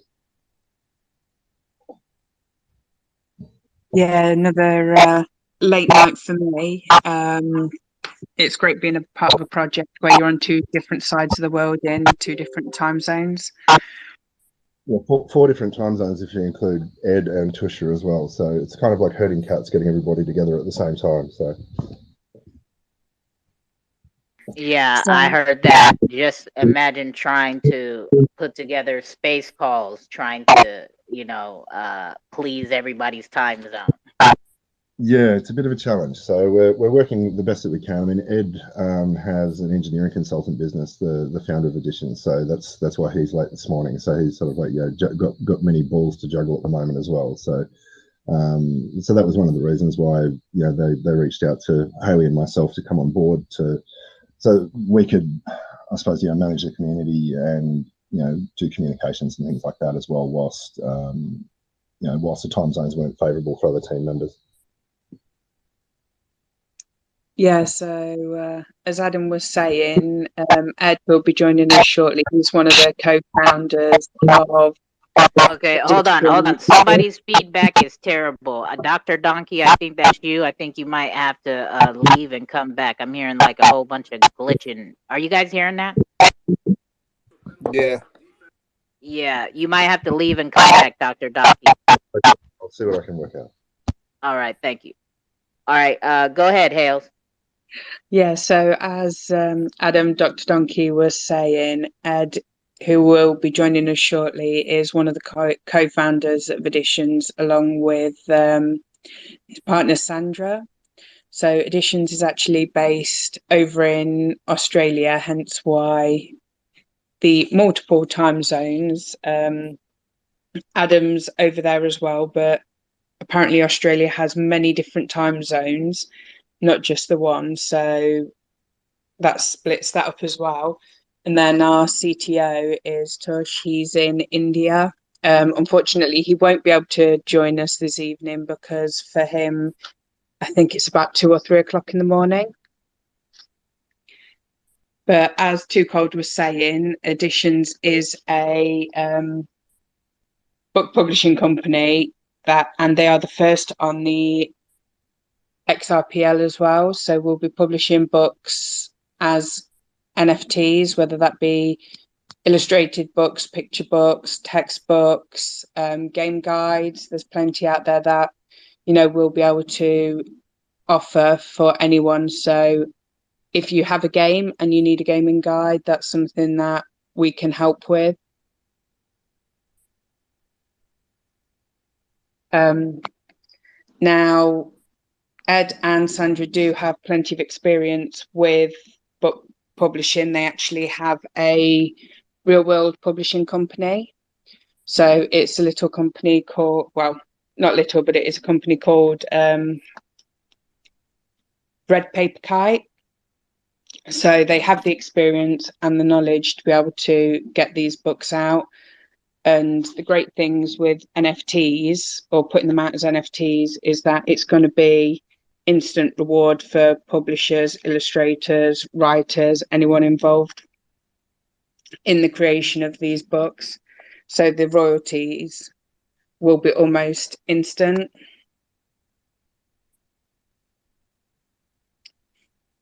We're lined up to, when XLS-20 does drop, we're lined up to go on to 3 different NFT marketplaces, which will be NFT Masters, on XRP, and Radical X.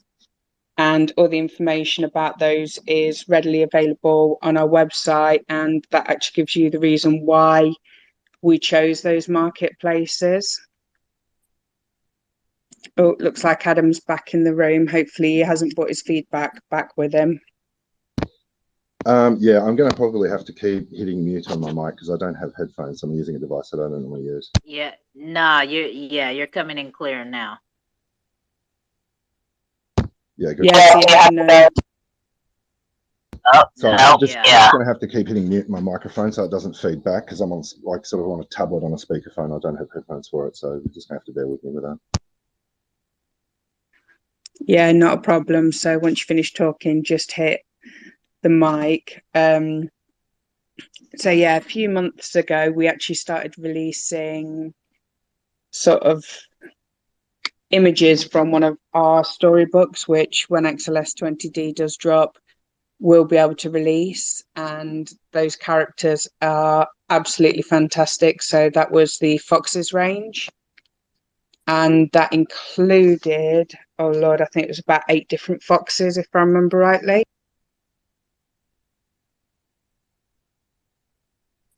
Ranging from a clown to a very smartly dressed fox, an Egyptian fox.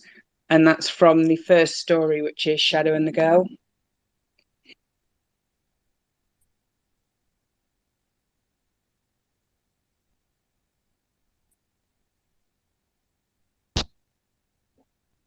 Yeah, so I'll just speak for a little bit about the project, I suppose. I mean, there's a few different problems like with the publishing industry that Editions hope to solve with this project. Like the first is basically the global publishing industry is effectively 5 large mega corporations, and they are able to sort of dictate who gets published. They've got the distribution channels kind of sewn up in terms of that. So and then you have the massive retailers like Amazon, where they have very favorable deals with postal services and things like that in terms of shipping, which can make it slightly difficult for smaller publishing companies to compete in that respect. So With the NFT ebooks, the difference between that and a regular ebook is that you'll be able to actually own it rather than merely have a license to read it. So that obviously brings in the secondary market. So, I mean, basically, if you finish reading an ebook or an NFT ebook rather, you will be able to sell it on. And particularly when you're talking about sort of like the rare, more limited edition versions of it, it does sort of like open up a new, I suppose, revenue stream or a new market in the publishing industry. So, I mean, that was why I initially got very interested in the project when I read the white paper when they first launched. And that was essentially how I became involved in the project. Yeah, and I mean, who can compete against Amazon, right? They probably have one of the biggest ranges when it comes to books. So as Adam was talking about licensing, when you buy an ebook, you're pretty much renting it. So at any point, if the author decided to pull the license for that book, you could actually see it vanish from your library. Yeah, so it's Amazon not like actually owning a physical copy of a book where if you put it on your shelf and forget about it for a while, you can go back to it if you wanted to reread it. With an ebook, if it's pulled off your shelf, you decide you want to go back and read it, you can't physically read it if it's been pulled. Whereas if you own the NFT of that book, it's yours until the point you decide to sell it. So I suppose it almost is a bit more like owning a physical copy, but without the need to chop down a million trees to print it on paper.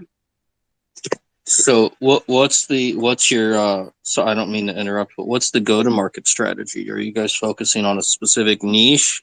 Because like obviously, like you said, Amazon has a tremendous library. But I like what you're doing. Look, essentially, the revenue stream that the editions are creating is complementary. It doesn't necessarily have to be in competition, and they do intend to allow other publishers to publish NFT ebook versions of their existing titles. So at the moment, the stage that the project is at is basically proof of concept, which is what's going to be with the first collection, because they're going to be the first NFT ebooks that are published on the XRPL. And obviously, I mean, the reason why we're all on the XRPL is because we know, it does have certain advantages in terms of instant settlement, the transaction costs, things like that. So when hopefully at some point when NFTs are enabled on the XRPL, then that will allow existing as well as the stable of authors and creators and illustrators that editions already have through their existing publishing house. Essentially, once this proof of concept is executed, then we'll be looking at opening it up to either established writers as well as new creators that can submit their work directly to editions to produce NFT ebook versions of it. But I mean, essentially, the revenue stream that they're looking at is complementary. So just because Barnes and Noble or one of the other large publishing companies or large distributors have a title out in either a physical or an ebook version, there's nothing actually stopping them from contacting editions and working in partnership with them to bring out an NFT version as well. So I mean, in terms of the advantages for the royalties, the big one is the secondary market. So at the moment, I mean, there is an established market for, say, rare first editions and things like that. With for example, like the first editions of the Harry Potter books go for a couple of $100,000 at auction. Not that J.K. Rowling would necessarily need the money, but she doesn't get any of the royalties from that. So, I mean, the big thing for creators is that they will receive royalty payments every time the book is sold, either on the primary and secondary market. So it does offer creators a new revenue stream that isn't exclusive of the current revenue streams that exist in the publishing industry.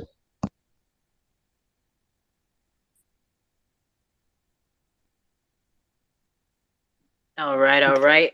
Now, as far as if anybody has any questions right now for additions, go ahead and hit the request button. I can bring you on up. Now, you don't, in order to get a book published through you guys, do you have to be an established author or illustrator or any of that? What's the process of somebody coming to wanting to NFT it, and what's the process, and what's your guys' cut?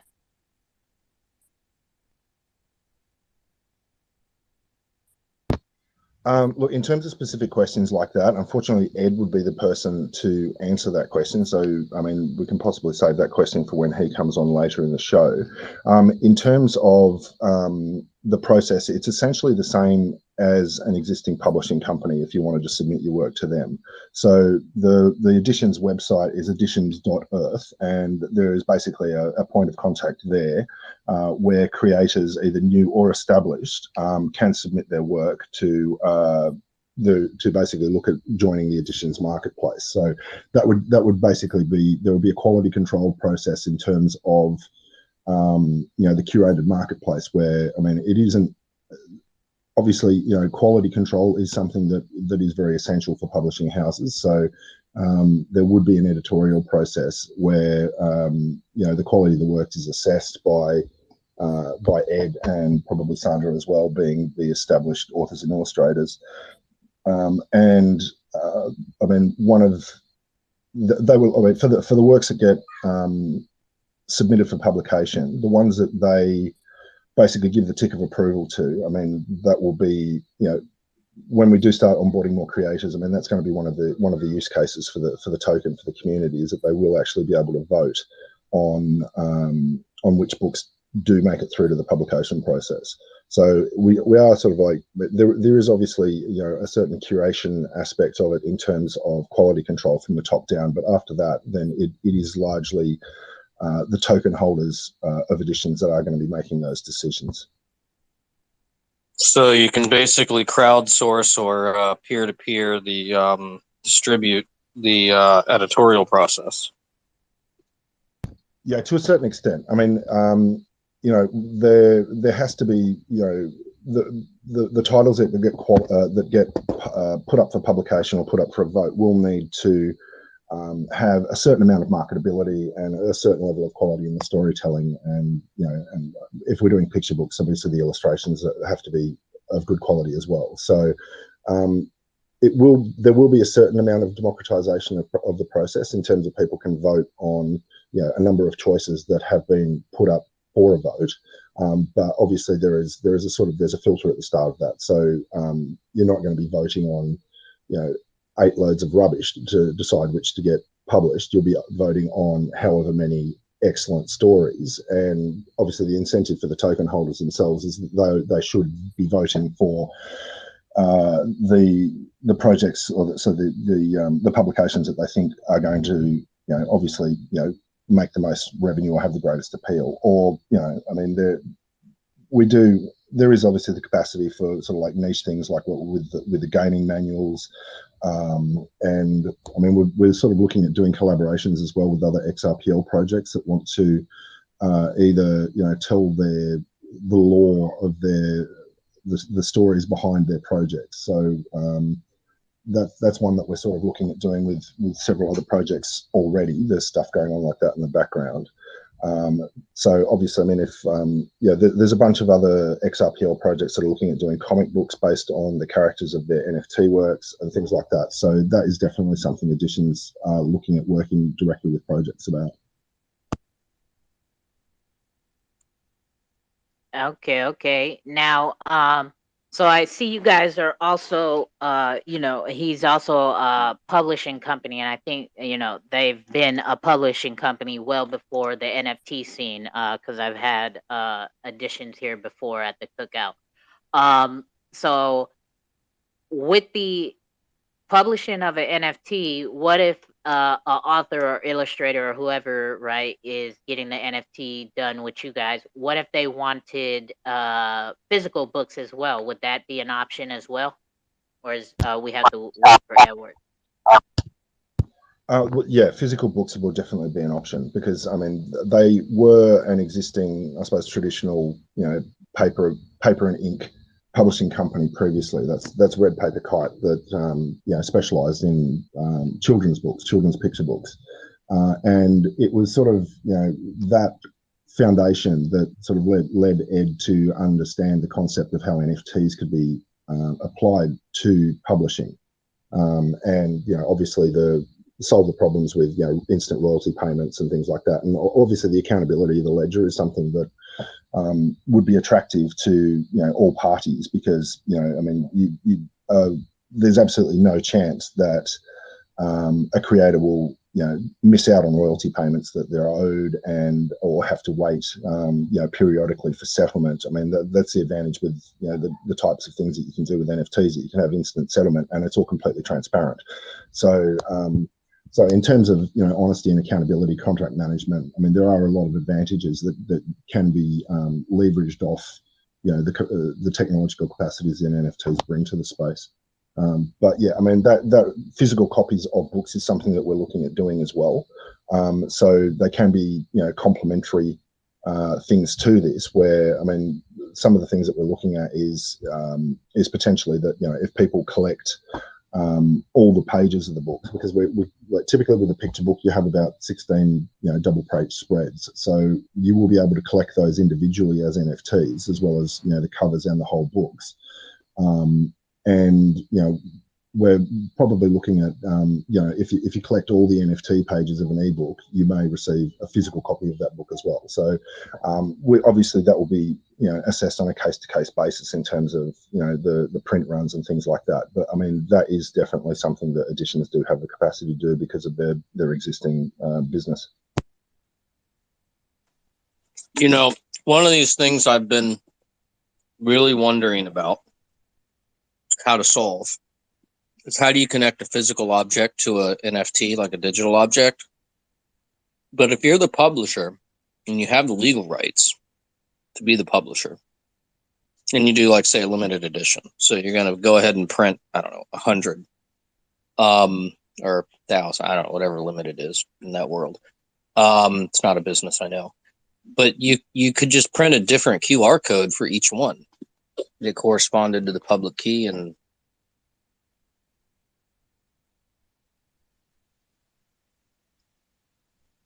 I think that would check all the boxes.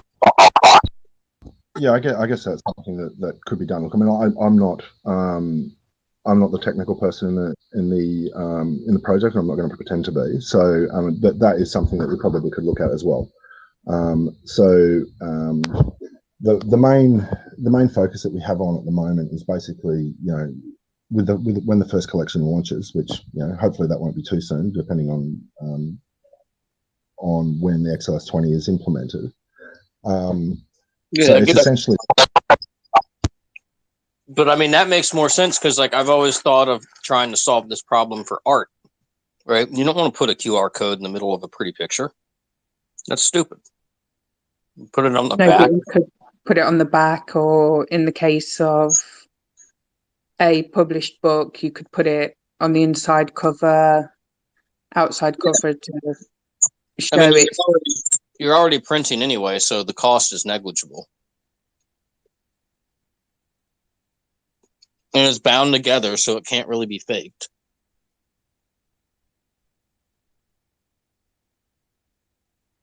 No, it is definitely something that's probably worth looking for and discussing with the technical minds behind the project. Yeah. Yeah, I can see the only potential drawback to that was you would effectively need to print something slightly different for each copy because the QR codes would be different. So that is definitely something that you could look at in future. Yeah, I mean the main focus is that, like, the NFT books aren't necessarily in competition with physical books. I mean they are something that can be done complementary, and I mean it's so in terms of where editions sit. I mean, one of the other potential markets that we're looking at is the foreign rights, because generally, like when you have a publishing contract, it's generally for the language that the book's written in, and then authors can negotiate for foreign language versions of those books. So, I mean, that is also something that can be applied to NFTs. So for existing titles, there's absolutely nothing stopping somebody that has a book published in English. There's no, I suppose, legal impediment to doing a foreign rights version of it, where it's you bring out an NFT version of it, so in French or any other language. So that's obviously something that Edition can do as well, because that works within the existing legal framework of the publishing industry.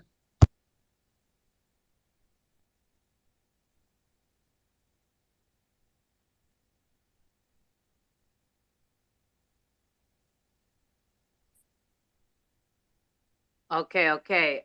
So anybody got any questions for the project additions right now? And it seems like the more technical questions, right, we're gonna have to wait a little bit for Edward to hop in here. But I know that there are a lot of people. I see a lot of people in here because the title is the XLS-20. I did change it, and I forgot to change it back, right? So I know you guys are sponsoring a giveaway, Hales, for editions, but I think maybe we'll wait for that, right? I think a lot of these people want to start talking about XLS-20 and what's going on. So if anybody, you guys got more to say about editions, Hales? And again, anybody have any project? Anybody have any questions for the project additions? Please hit the request button and I'll bring you on up. I can't think of any more questions myself, because like, I mean, you guys said the royalty aspect, we'll have to wait for Edward to get that type of information. And then, yeah, the most important question for me was the physical book, like if the author or illustrator, if they wanted to get it made into a physical book as well. So those are my top questions, because they're already Red, what is it called again? Red Kite Publishing? Red Paper Kite.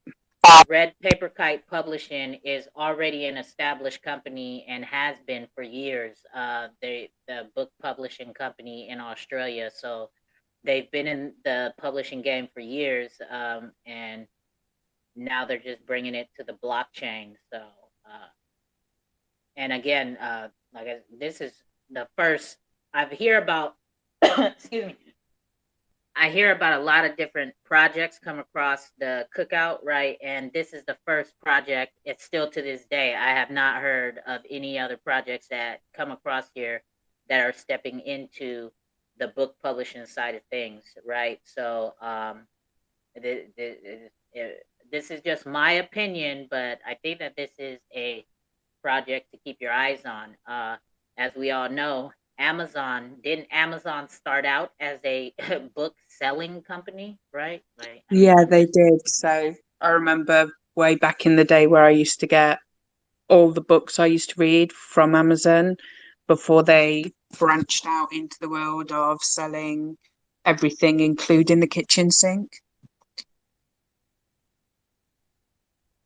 Right. Okay, here we go. We got gas coming up. Okay, go ahead, Dr. Donkey. Yeah, I was just going to say, if people actually want to have more of an in-depth look at the project, the website for editions is editions.earth, and if they want to check out the Red Paper Kite Publishing, which has some fantastic illustrations of the titles that they have published, including the one that is going to be our first NFT collection, it's redpaperkite.com. So people are going to have a look at the established publishing house that the founders of Editions have essentially been running for years over in Perth. and look at the background of the founders of the company as well, because they are both very experienced in the publishing industry and with illustrations. And Ed is sort of like moving that over onto the blockchain and using the advantages that blockchain technology and NFTs bring to sort of, I mean, I see it as sort of like the next revolution in the publishing industry. I mean, NFTs are sort of at the stage where online shopping was about 15 years ago, where people are sort of, they don't really understand how it works. And back when eBay first launched, I mean, people were terrified about putting the credit card details in because they thought they were going to get stolen, something like that. So I mean, I can see NFTs when they do become like a lot more widely understood by members of the public, rather than, I mean, a lot of people think they're just expensive pictures of cartoons that you can't really do anything with. But when you're talking about generating sort of like ownership rights for things like books or music or animations, illustrations, like the types of things that NFTs can be leveraged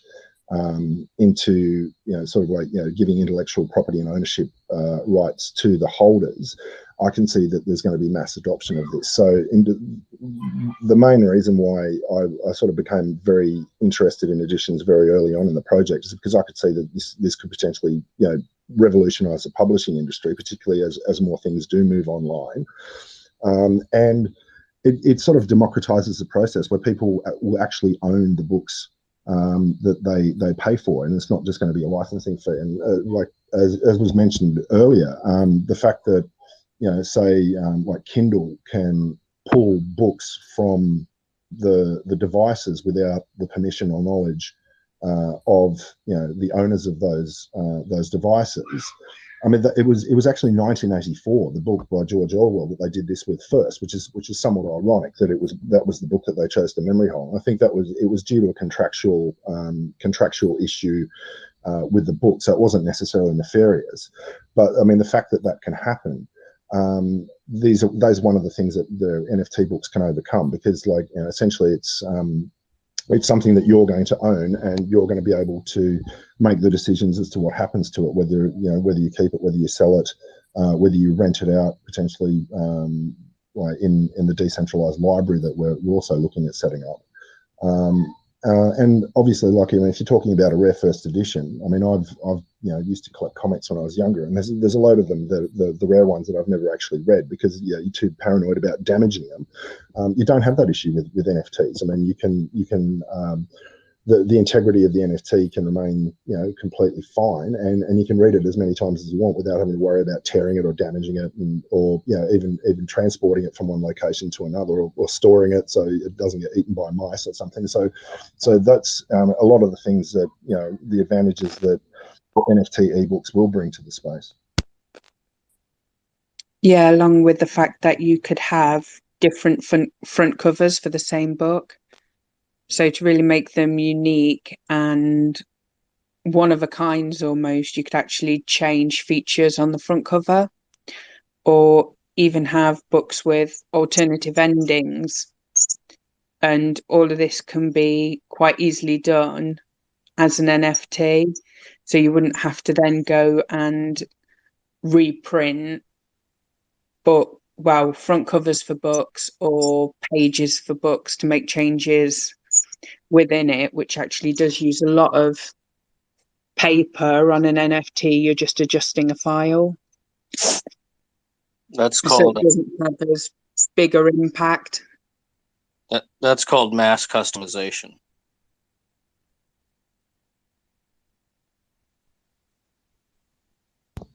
Yeah, absolutely. I mean, that's one thing that we are looking at doing with the NFT books. They are going to have sort of various traits and things like that. So you will be getting something that is quite unique, as well as being limited edition.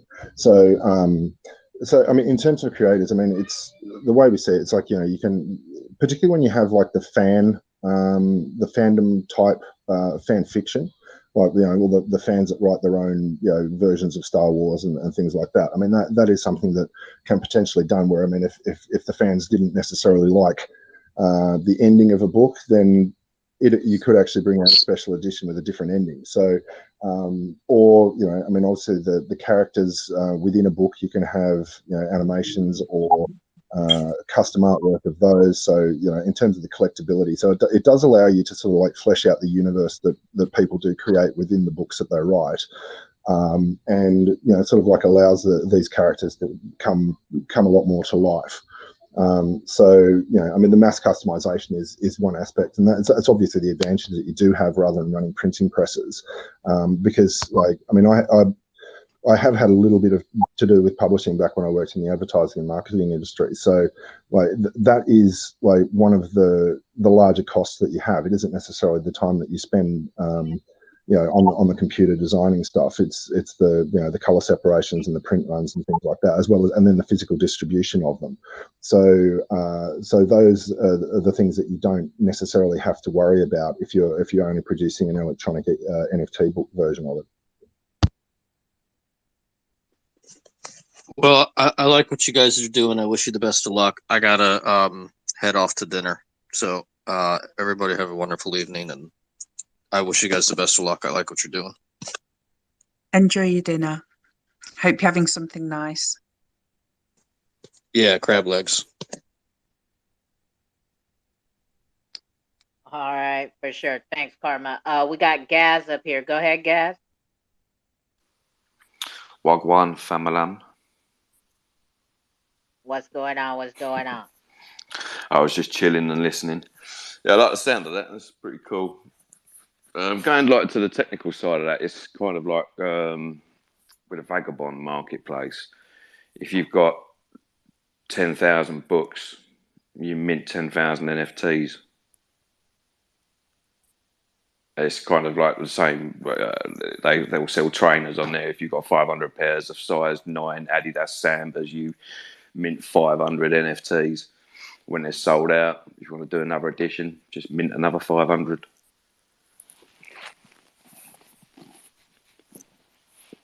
Yeah, exactly. But that will, I mean, you can also factor in the customization aspect of that. So it does give you the capacity to do that. But I mean, in terms of where business want to start, I mean, they are looking at for the collectability and tradability of these things as well. So, like, you know, as sort of like, yeah, the general NFTs are done, like with rarity traits and things like that. So there will be different, I suppose, levels of rarity and numbers of NFTs of the various styles that are done, whether it's, you know, front covers or, you know, the double page spreads or the full books or the character artwork. I mean, there are going to be different sort of levels of rarity within those as well, and they're going to be priced accordingly. I think it's a great idea. I mean, I love reading books, so I wish you all the best and keep my eye on that. Yeah, I mean, who doesn't love a good book? I mean, I keep pushing for them to go into audiobooks as well, and hopefully Ed will make that happen, because I'm a reader, but I also, when I work, sometimes I like to listen to an audiobook just because it keeps my mind in gear. I'm old as fuck as well, so I'm going blind slowly. I ain't going to be able to read forever. You're not that old, Gaz. Don't be silly. Yeah, speaking of that, right, he just made me think of a question. Would you guys turn into audiobooks as well? Would you guys be helping with that? Yeah, It's something I keep bringing up.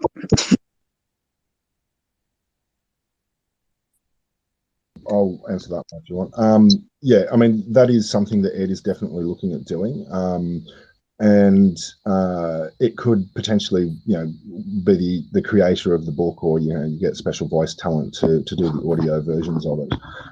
And because of, you know, the technology that allows it, I mean, you can even have, I suppose, multimedia versions of work where, you know, some of it may have animations in it.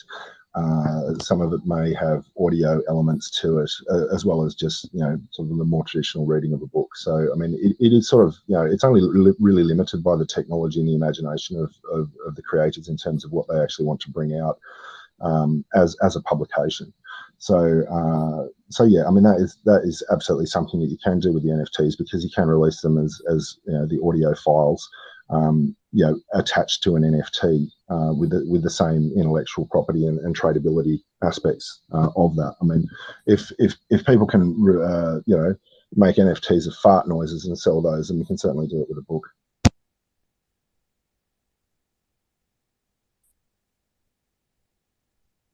Exactly, exactly. Anybody else got any questions for this is additions, the project additions on the XRP Ledger? If not, let's get into these conversations. I know people want to talk about it, want to ask some questions. I'm not very technical. We do have some technical people in the community who can answer more technical questions. Some of them are on stage already. And, if you are in the crowd and you are technical and you understand a bit more, right? Let's talk about it. Thank you, Hales and Adam, for additions. Greatly appreciate it. Like I said, we do have, I know you guys are sponsoring a giveaway as well, but I think people really want to get to talking about this. And Edward will be popping in here a bit later, and we can ask him more technical questions when he pops in here as well. But I was also thinking we could save those giveaways for, I don't know if you guys seen the tweet. I was going to host the 24-hour call with a lot of giveaways going on throughout those 24 hours. So we can use these giveaways that you were going to do here, and we can actually implement it for that when we do have that 24-hour New Year's Eve, XRPL New Year's Eve, New Year's Day party, right? I was going to say it's going to turn into a 24-week show, isn't it? Right. All right. So again, thank you, Hales, and thank you, Adam. Appreciate it very much. I know it's late where you guys are at, so if you guys want to cut on out of here, you guys go on ahead.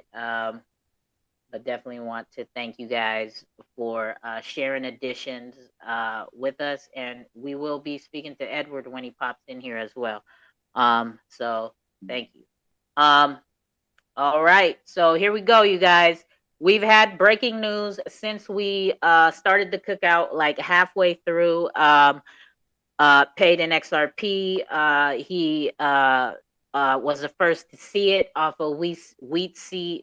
Fuck, I always chop his name up. Off of Zum Wallet, Wheatswind. Witswin. He was he's paid in XRP, was the first one to see it, and he came up here and let us know that votes are being revoked, and we are slowly winding down that 80%, and the clock is stopping, right? Because there has been a exploit found within the ledger to proceed with XLS-20 going live. They found this exploit, and they rather, of course, fix it and approach it and deal with it before we go live. So that is going to put a stop on the clock once again, and we are going to have to restart the 2 weeks over once we can get back over 80%. 2023, I told you. Here you go. Chris, you had your hand up, and then we got Club XRPL in the house. Yeah, I just wanted to plan my week and know what time the 24-hour call starts. Yeah, no, it's not starting. So, Mr. Funny Guy. Well, we should do it anyway. Stop being a cunt. That's my job. We're gonna do a 2-week call now. No, man, see, yeah, okay. Yeah, 2-week call, give me 2-week money, right? Fucking stay up for 2 weeks hosting you guys. Like, get out of here. You guys don't want to give me a break. Come on. Go ahead, Chris. No, like for real, let's do it. Man. Or we either do a 24-hour call or we do a call until Gas has a beard back. Because what the fuck? I can grow one back within a week, mate. You watch. I've started puberty. Shout out, Gas. I did the same thing. I cut my beard off. I stopped smoking weed. I'm growing my plants. I feel wonderful. Good shit, man. I've been smoking like 35 years. I've done 2 weeks without anything now. I'm not doing too bad. I got a question for you. Because that when I Penny stopped XRP that smoking goes- weed, I started dreaming. Have you been dreaming again since you stopped? To keep my mind off of it, I've been reading. I try and read as much as possible last thing at night, and it tires me out, and I just sleep. But yeah, I've not really had any weird dreams. Not any weirder than I normally have anyway. I'm pretty fucked up in the head, so. But yeah, stay strong, bruv. You didn't stop everything though, pay me. No, the party was different. I brought some magic mushrooms and a little drinky drink, but yeah, I've stopped everything. Yeah. What up, by the way? All right. Come on, you guys, get up here. You guys got questions about the news that's out there? I think we put some of the things on top of this guy. We put some things on top of the jumbotron of why XLS-20 is being stopped, and what is going on here. I'm not about to keep talking like by myself. Like, come on, guys. So Yeah, I mean, it exploit is doesn't like really matter, but the it's- issuer can end up creating more tokens, infinite amount of tokens, from what I understand. Yeah, I'll give you like a non-dev breakdown, and then Chris can like smack me around if I'm wrong here. But there's like actually nothing wrong. It's just they built a feature in XLS-20 that it's some like Hedera has this thing called fallback, where like basically you can build in so that you get a piece of your NFT every time, even if somebody like transfers the thing for like any currency. So like it's not really a bug. It works as intended. It's just you have to agree that you want to accept people's like shitcoin royalties or not. And if you don't, and if you put it to on, then people can exploit your issuer account, like Weetza and everybody's saying. And so what they're worried about is people like not seeing warnings or not being smart enough to just turn it off, and then their issuer account, it gets all its XRP sucked up. If somebody did this one exploit and knew their issuer address and decided to attack them and went through the trouble of setting it all up, then that would happen. Like, so it like is a thing, but there's just not that many people that even build minters or know how to build a minter, you know? Like everyone's pretty much going through some sort of marketplace, unless they're a dev or have dev friends, and the dev friends would all know about this. Like nobody would really screw this up, in my opinion, but it is what it is. I mean, the ball's already rolling, so you know. Well, the ones that would end up using this are the marketplaces that want to enforce their own house token. They're going to force you to have this flag. So if that's a thing, right? Like if you're minting on that platform and they want you to only pay in the token that they created, all of those NFTs are going to be subject to this exploit. You mean pay on like a new mint that's being sold for new currency, not like a voucher token swap? Like, no, they I'm not going to say they do this, but I'm just going to use on XRP for an example. Yeah, or Solo. Solo is probably a better example. They say you can use our marketplace, but you can only trade NFTs in XRP or Solo, right? So they prevent you from making offers in anything else. Well, to be able to make an offer in Solo, you would have to have that flag on your NFT. And so then anybody that mints there is going to be subject to that issue. And I'm hoping that one of these solutions that we end up going for is either going to completely remove that, so that NFTs are either XRP only, or they take away the auto trust set, so that whoever it is that owns the royalty wallet has to set the trust lines that they're willing to receive royalties in. And if they don't have that trust line set, then you can't do a transaction with that NFT without them setting it first. So the solutions end up actually being better for fairness in the market, that somebody isn't saying, well, your NFTs are stuck here, you have to transact in our token, and when you do that, you're subject to this, weird. Because if somebody does do this exploit, right, they're not gaining anything. All they're doing is trolling, and you're not losing XRP. It's just getting locked up in all of these trust lines, and it doesn't block you from getting royalties later in XRP or any of the trust lines they trolled you with, or any of the trust lines you already set, right? It's only if there happens to be a sale in a trust line that wasn't used for the trolling. So that there's no financial gain to anybody doing this. It is strictly just a hypothetical. Somebody might be a shithead one day and go and do this to a couple projects that they're, wanting to be shitheads to. So it isn't a big deal. There isn't a bug.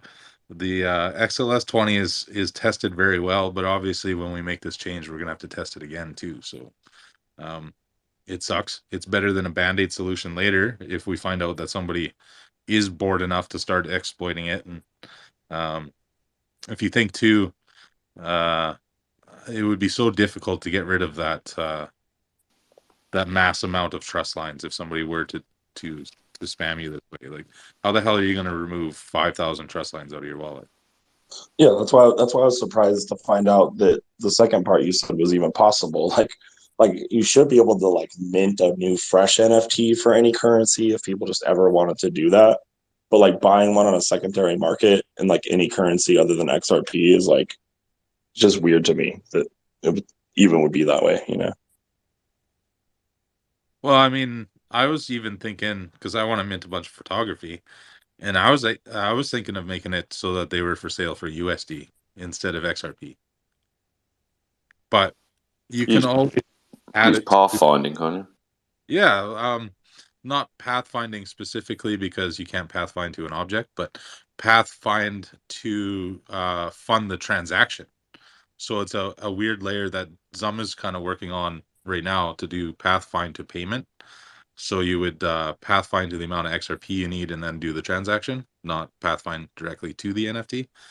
The other one would be auto bridging, right? Like auto bridge the token that you want to spend in straight to XRP, and then buy the NFT. And then whoever made that NFT that's, expecting these royalties, they just know that they're always going to receive XRP. They don't have to worry about, oh, Lovecoin went and pumped the shit out of their token today and offered a bunch of people these, great incentives to sell their NFT. And now you got a bunch of royalties, and you notice that, oh, well, if I even liquidate this Lovecoin, the price is going to crash because they pumped the price up.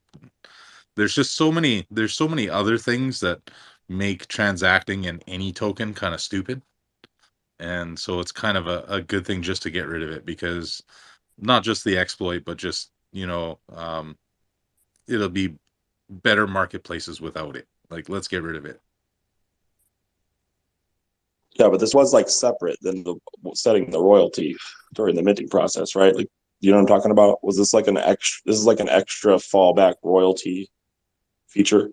Oh, this is just all of this is just a simple flag on your NFT when you mint, whether or not you want that NFT transactable in any token rather than just XRP, right? So if you do that, that's when you're subject to having auto trust set in your royalty wallet. Let's just get rid of that. I don't see a purpose for it. Yeah, so you're saying you had to have it enabled. Let's just say you're using, who cares, Sologenic, and if you wanted to sell a new public mint for Solo or XRP, you would have needed this enabled. It's not separate from just secondary market buys. Yeah, I mean, yeah, let's get rid of it.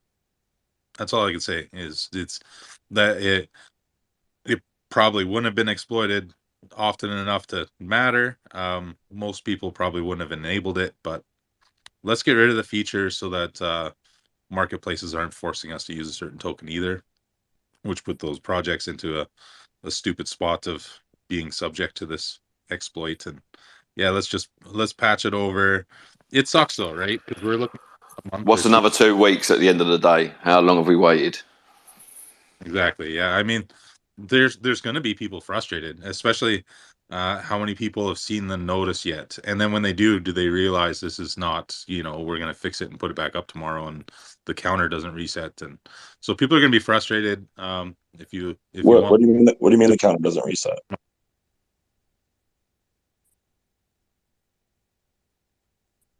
Chris?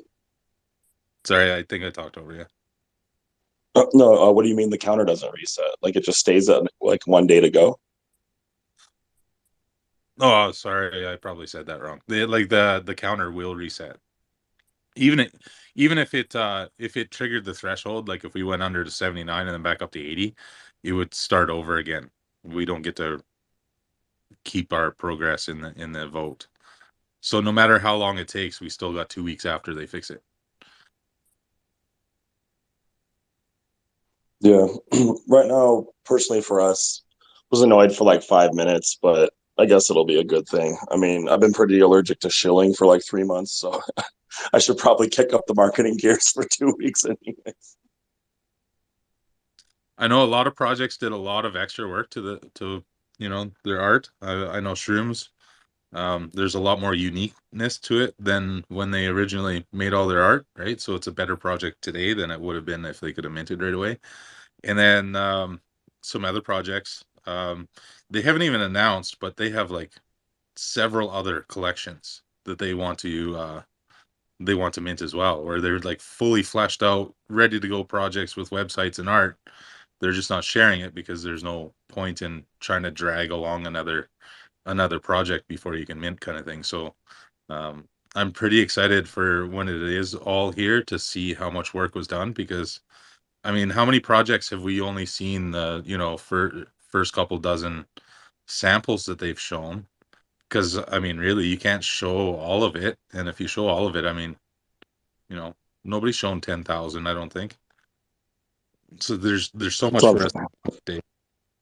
That's what I'm saying. I've been in lockdown, and then I started revealing a bunch of stuff. I mean, this could be a long wait. You might want to kick up another project that you just never announce. Nah, I'm good. It'll come.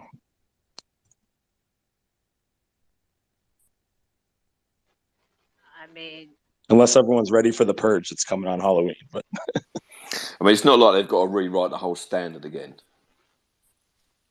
No, I feel dumb because I should have seen it coming. Like I was talking to Adam, me, Adam from Park, and Mike, who like put the issue on GitHub. We're like standing there at Apex, and I like watched this little light bulb go off in their heads as they like realize this, and then we're all like, "Yeah, but no one's probably gonna do it," and I just didn't think anything of it. And then I'm just like, "Oh, all right, this is exactly what they were talking about."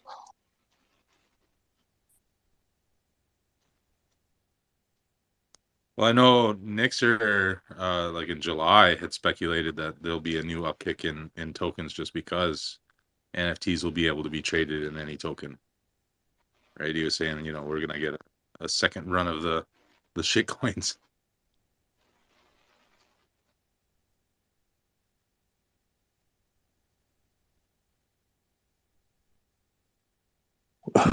Need to get you out there next year, 2Cold, so your voice can fucking sound like mine. wait, get out to where, huh? What are you talking about? Need to get you out to Vegas Apex next year. Nah, this is recorded, but I probably end up in jail. I'll come with you too, Cold. We'll go and fuck shit up. And I'm not talking. And I'm not talking about being drunk and like gambling in Vegas, right? I'm talking about. Yeah, there's some people I really would love to see in person. So, yeah, none of them probably go. Don't worry. It's going to be like Tupac and Death Row Records when it going on. No, but I heard it was a good time, and I mean, I know Vegas pretty well, right? So I definitely would enjoy being in Vegas, but I've never been to a crypto event, like ever, like a conference, like nothing. I've never been nowhere that has to do with crypto, like in real life person. You promised us that you would come to our in real life event if we do it in Miami. Yeah, but I need a mask, right? Well, we'll pay for the mask. Remember what you said the other day? You said, fuck that mask. Oh my God, have you got him talking like you now? I said he said it like a week ago. We were talking about it. He said something, and I was like, "Yeah, I'll come if I got the mask." He said, "Fuck that mask." I agree. Fuck that mask. No. Yeah. Well, So I was in London too, and Gaz and me were supposed to have coffee, but he told me, "You posh cunt, what are you doing in Mayfair?" I'm not paying £20 for a fucking coffee, mate. Jesus. You were in Mayfair. I don't blame Gaz for not going to meet you for a coffee. that's the Beverly Hills of out there or something. Yeah, pretty much. Mayfair, It was a bit that last sounds minute like as well, but next time you come over, Yeah, Dirk, I'll I'll definitely be come up and for it. visit you, my friend, wherever you Yeah, are. man. Come and I've got a spare bedroom. We can Yeah, well, do some it's really fucked probably up shit. cheaper than Park Lane. It's cheaper than the Mayfair anyway. Take him When down Agnew. what? Hey, Robbie, is the Apex event always held in Vegas every year? They don't like move it around. Well, there's only been two. So, I mean, so far, somebody said something about it maybe being somewhere in Europe next year, but I think if they did that, they would just make it a different event. I don't know. It was dope. It They was should dope, though. hold I it will say at too. one of Dirk's places. I'm sure he can find a good club for them to hold it at. They need to bring Saskatoon. We should do it in the casino in Monaco. Only if you're flying us all out there, Dirk. Well, yeah, let's wait for XLS-20 to be implemented. By the way, Robbie, you were asking me, and well, one of the reasons I can't foresee the future, but I did have a call with one of our important community members, telling him that we are not announcing the mint. Then we got some in Discord, some people who are really anxious to know when we would do it. We did announce eventually that we would do it early October, but I wasn't a huge fan to set a date because we didn't know what was coming, because our CTO was in the discussion in the last 24 hours and we knew there was a potential problem. Yeah, you and I think, talked about it before. I don't know if you remember, but I wasn't even chomping at the bit originally. I feel schizophrenic from going back and forth so many times, but I've always sort of wanted to wait and see and like let a couple get out, even though our stuff's just sitting. Like metadata has been collecting dust for months. It's all just sitting there. But I kind of was like, all right, it's a new thing. Let's see if there's anything with it. And then the last couple of weeks, just like going through a bunch of stuff on the DevNet and everything like working as intended. And then I've seen 3 different people's like platforms and they all seem to like work as intended. And I'm like, oh, this is like fine. Like, yeah, let's just go. Let's turn on the jets. Like, so. Well, we were looking forward to it as well. But as you said in one of your tweets, we are building our Expector marketplace as well. And it does give us some extra time. So we look forward to do minting, but we're not in a rush. Anyhow, we will be ready whenever it happens. So the XRPL has got a reputation to uphold as well. You know what I mean? It's renowned as a safe, efficient blockchain, or the safest, efficient blockchain out there. Yeah, to everybody that's into XRP already, yeah. So I just want to clear this up. You're saying if I have 8888 Expector that you'll fly me to Monaco? Well, you should have at least one NFT as well. Dirk, can you lend me a few thousand Expector and then you can fly me to Monaco too? Well, if Celsius would still exist, you could probably get some collateral over there. Howes, we could go half on a Skoda or a Lada and drive over there. Oh, game. You do the driving, I'll do the drinking. Yeah, deal. Well, I think that's probably the best way to go, yeah. Like gumball It's rally. probably the It's probably the safest option to go, because if you put me behind the wheel of a Skoda, who knows what's going to happen? Well, who knows what's gonna happen when gas starts drinking? Oh, I don't drink, That's mate. why he's driving. I'm doing the drinking. As I always say, I'm a big enough cunt sober, mate. You don't want to see me drunk. I'm a big enough one. You're fucking funny. Oh, we got Martin up here. What's up, Martin? You want to join the conversation? What's going on? You got questions? What's up? What's up? What's up? I'll catch you guys later. I got my Twitter battery drain going on. Later, 2Cold. Later. Guys. All right, Robbie. Thanks for pulling up and joining the conversation. Who was that? Martin. Oh, Martin cut out. So anybody else want to get up here, join the conversation, ask some questions? 2Cold. I'm gonna say goodbye to everybody. It's almost 1:30 a.m.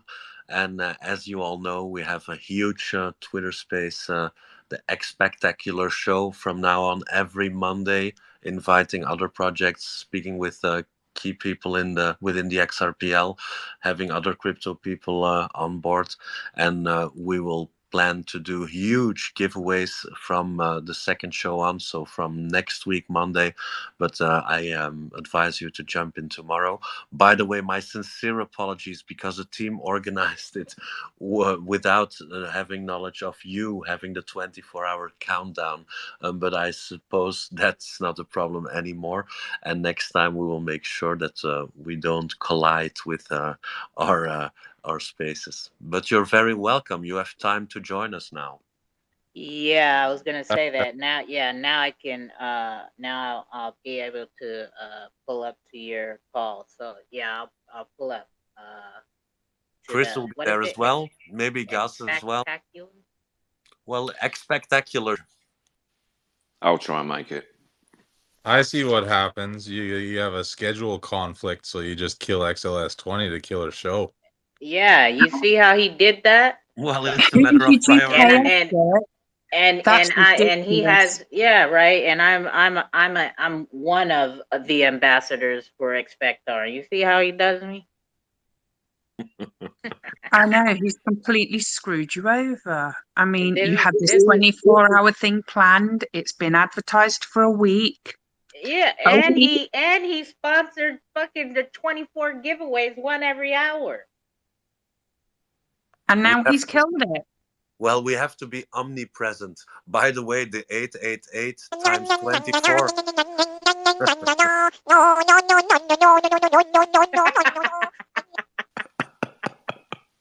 Fuck you all. Make sure you're at the X-Spectacular show tomorrow. Get the fuck out of here! Get the fuck out of here! I would be there, but you haven't replied to my DM yet. Just saying. Yeah, you sent me a DM and I sent you one back and you've not replied to it. Oh, Haley, my sincere apologies. I will make sure that I'll do it right away before going to bed. All right, boss man. Go get your rest. We'll talk to you. Yeah, it's tomorrow. Yeah, tomorrow. We'll talk to you tomorrow for the X-Spectacular space call. This is going to be a new podcast, right? Yep. So where else is it going to be after it's on Twitter Space? Well, I can't tell anything. It will be quite impressive. Let's hope so. That's our goal. Anyhow, so we will try to make the whole XRPL community stronger and gather several projects and make it something interesting and weekly. Okay, well, I'm going to tell you right now, I hope your hosts aren't boring. If they're boring, then yeah, you need to come holler at me. We'll get it turned up in there and get them, well, we like invited, this. we have... Get the fuck out of here! Get the fuck out of here! We have Triple X as well on stage, so he can always entertain us as well. But you're more than welcome. All right, You've got Triple X on stage? Are you insane? Vin Diesel. He's going to be causing hella trouble. All the trouble. That is our troublemaker guy, right? Our funny troublemaker guy. He's that lovable little rogue in the family, isn't he? All right. So it obviously it won't just be on Twitter Spaces. So I guess later on you'll be announcing where else it could be listened to because you're saying it's a podcast. So I'm assuming it's going to go on other platforms somewhere. Yeah, Hell what? yeah. Yeah. I was on mute. Okay, I'm going, guys. Well, let's meet each other tomorrow. Twitter Spaces, X-Spectre. All right. Be safe. Have a good one. Bye, mate. Bye, guys. Bye, guys. Bye. Damn, I missed the scammer. Damn it. Yeah. All right. Anybody else down there in the community got any questions? Doesn't understand what's going on? We are not going live with XLS-20 on Tuesday. We're just not. Which is Chris's fault.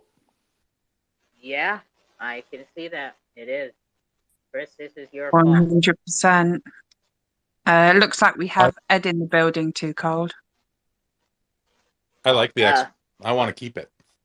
It's not my fault. You like the what? I like the exploit. I want to keep it. And send everyone Gizwa coins. Good morning. Oh my goodness! Don't even start with that shit. All right.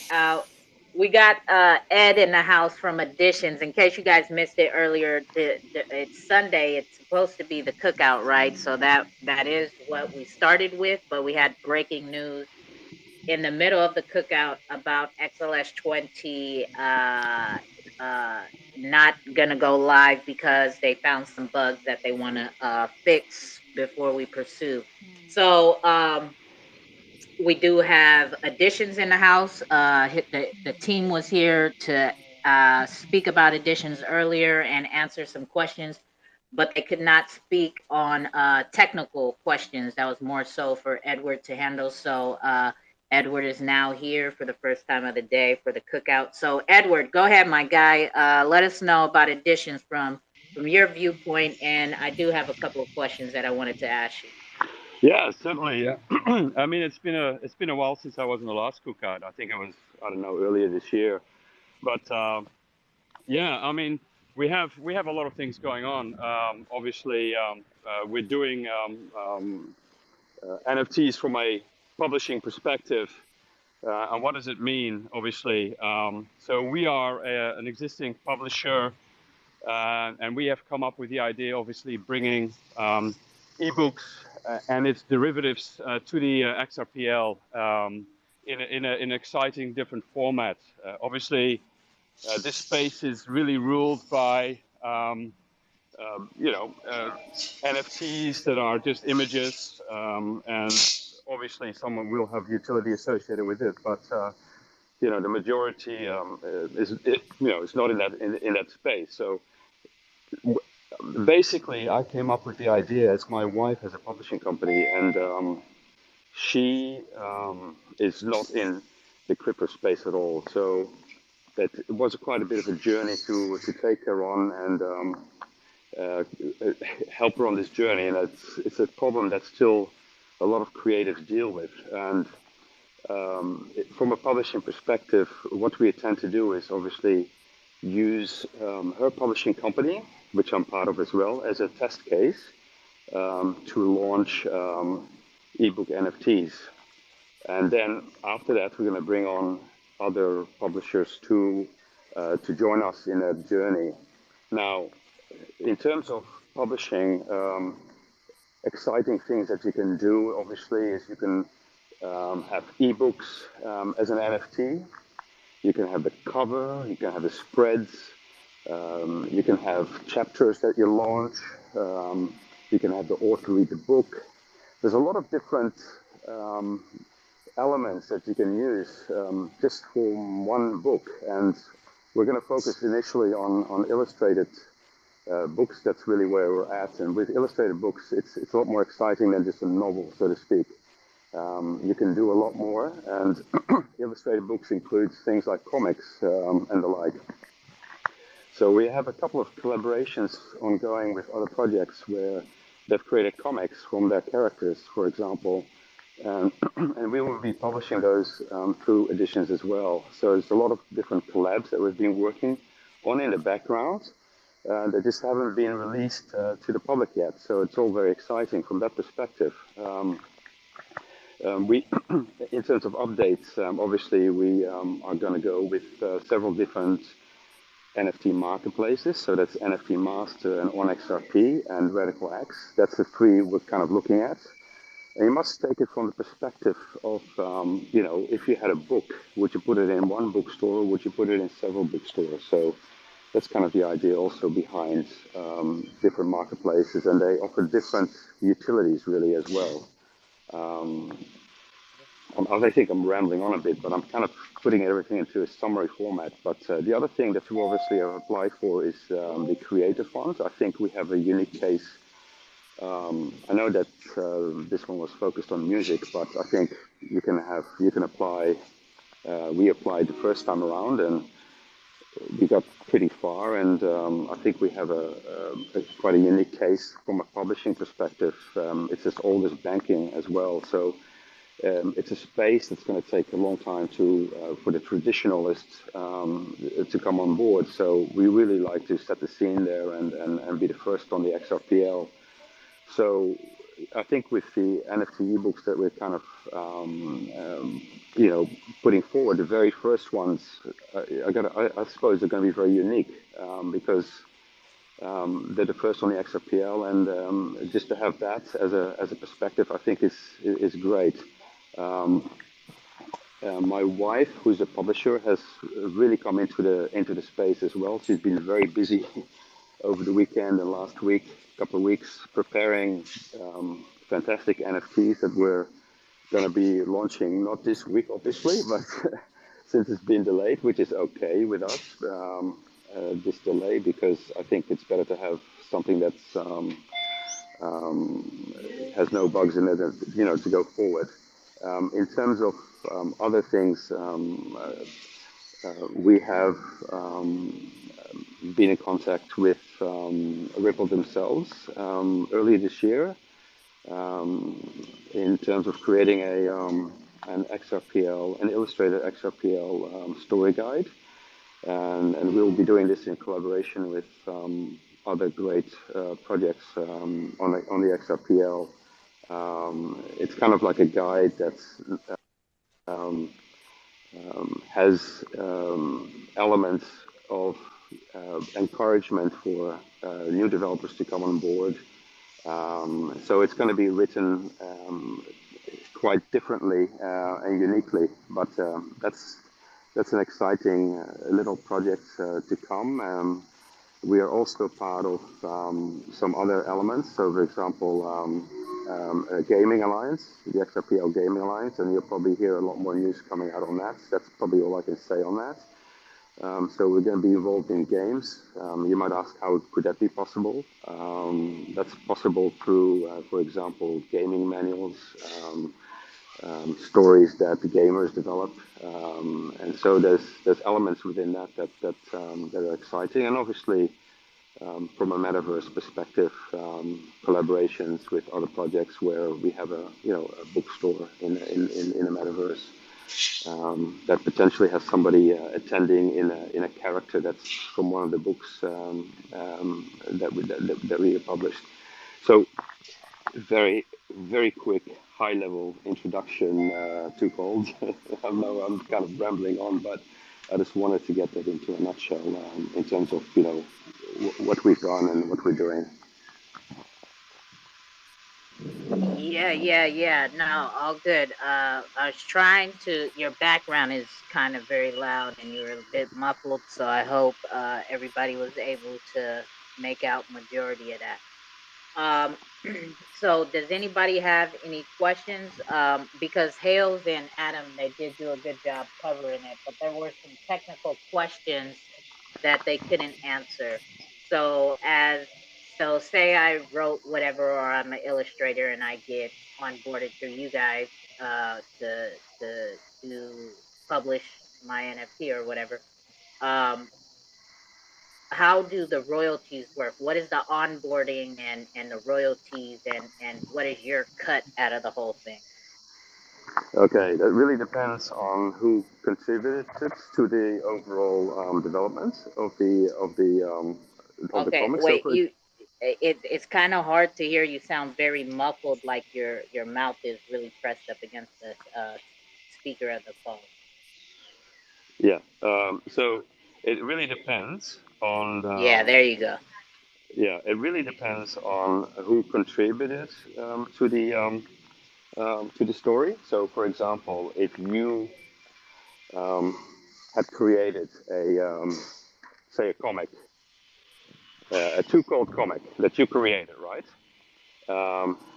You would get the majority of the actual royalty. If we had nothing to do with the actual development, you'd get the most percentage of that royalty, because we are just a facilitator. So, for example, if another creator comes to us and has just written a story but doesn't have an illustrator, we can align them with an illustrator, and then that illustrator would have to also get obviously a percentage of that royalty. So say the royalty is 10%, then you would have to divide that royalty equally between, say, the illustrator and the author. And editions would just have an onboarding fee associated with that, a one-off thing, and not partake as part of the royalties going forward. Or there could be another scenario where they need our editing help. So we use one of our in-house editors and book designers, because a book still needs to be designed in terms of the layout of where the text goes, etc.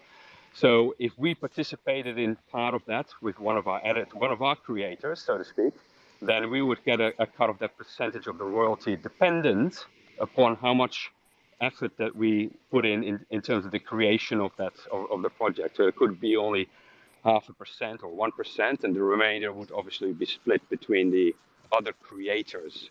So it's kind of we have kind of different models depending on who is involved. So basically, all of the creators get paid to the level of the effort that they have been involved in.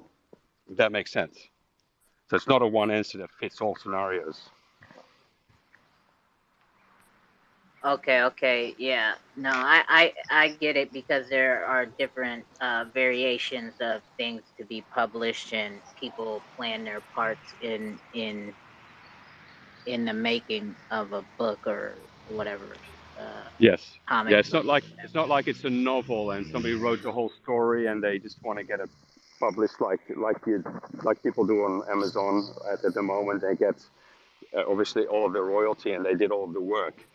But a lot of the work that comes still needs some editing, it still needs some guidance, it still needs some marketing. There's still elements that we as a publisher, so to speak, will have input into to make it a quality piece of work. And that's really the issue with self-publishing, that it lacks quality from a lot of creators. And when they go the traditional route in publishing, it has the quality, but it's very difficult to access. So we want to be something that's in between, that facilitates for anybody to publish, but to bring it to a quality that is publishable, and the better the book is, obviously the better it probably will do. So the lack of quality is where we provide the editing, the layout, suggestions in terms of the way to go forward and what to change. Because a draft or something of a book, it's not just you write your first draft and that's it. I mean, there's multiple drafts, editing work that's being done.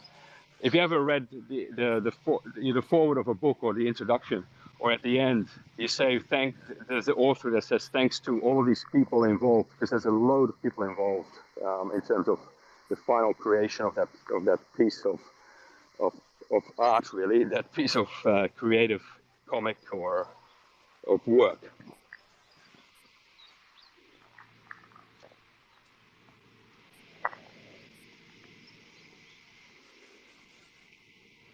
Okay. And then how about the physical publishing side, like the physical publishing side? How would that work for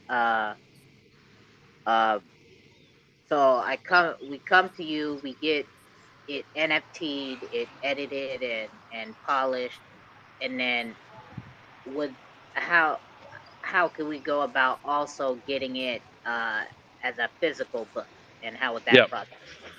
Okay, there's several things that we can do. So obviously we have very good contacts with our additional printers, very high quality printers that we have in Hong Kong. So we would contact them, and it depends on how many editions you want to publish. So obviously, if you publish 1,000, the cost per book is a lot higher than if you publish 10,000. So the cost per book is dependent upon the amount of books that you obviously order.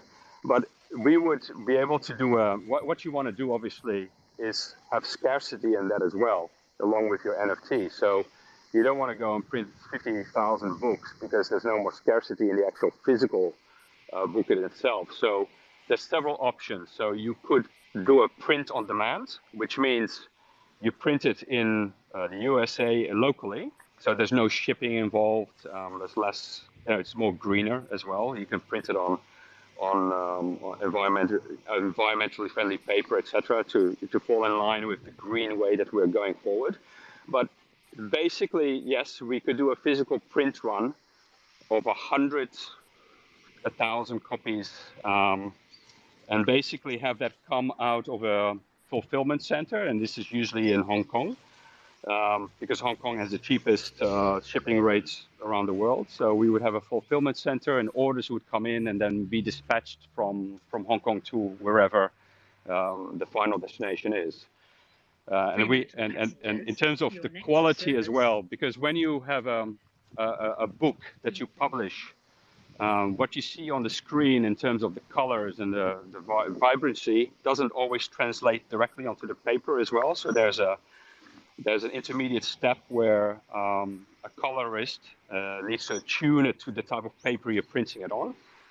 So that's another little step that we facilitate for somebody that comes and say, hey, we want to put our comic on editions. Can you help us out? So yes, all is possible. Obviously, it all depends on what the final product is that you're interested in. But that for us is the easy part. All the physical part, we've been doing it for years, so that's kind of second nature. But the digital element, whereas with an NFT, is exciting from the aspect that people still love to hold a physical book. It's like a piece of art as well, right? So there's still that element. Even myself, I sometimes do like a beautiful, even a comic, very popular in obviously Europe, France, and the Netherlands. Comic books of all different types are available. I hope that answers your question in a long-winded way. What will you do if you've got a run of 10,000 books? Do you just like issue 10,000 NFTs? Yeah, you could, but I think that we're going to go more the scarce way, right? So I think 10,000 is not a scarcity. I mean, if you look at it, I think 1,000. I mean, ignore the numbers. Let's say, for instance, you've got 500 books. You would just issue 500 NFTs, like sort of duplicate NFTs, right? Yeah, and the thing though about it is, if you were to sell on that NFT, the only thing about it is that the original buyer would get that physical copy, and he's not going to then, when he sells that NFT, to on-sell that physical copy as well, right? Because that's going to be kind of difficult. That's the only issue you have. So the original digital buyer would keep that as an original copy, because I don't see that happening, because then it could get lost in the shipping, or there's issues with that, right? Yeah, I see what you mean. Anybody else down there got any more questions for editions? Book publishing project on the XRP Ledger.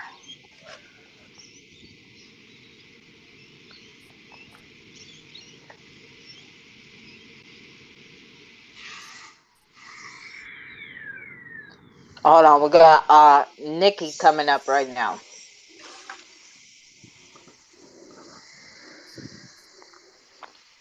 Did he get rugged? Nick, hit the request button again. Twitter been tripping. Okay, we got Karma too. There we go. Go ahead, Karma.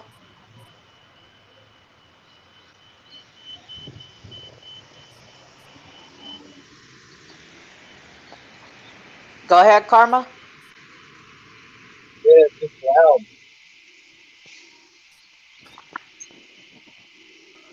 Say what?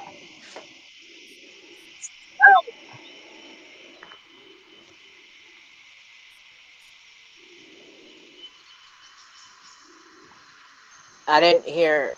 Did you guys hear Karma? Did he ask No. something? No, he didn't start I think he's speaking. being attacked by his dinner.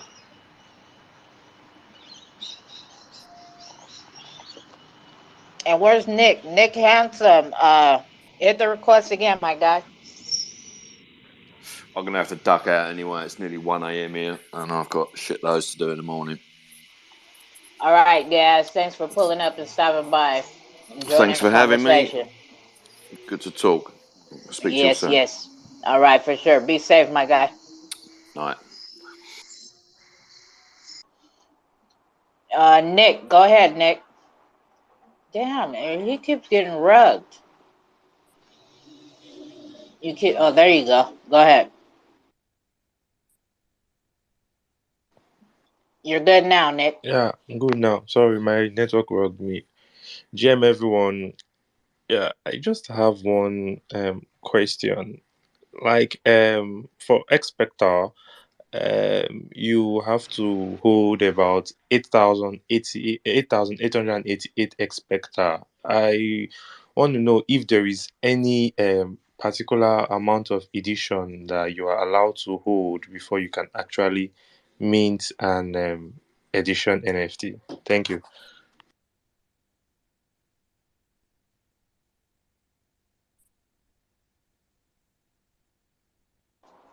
Edward, you still there?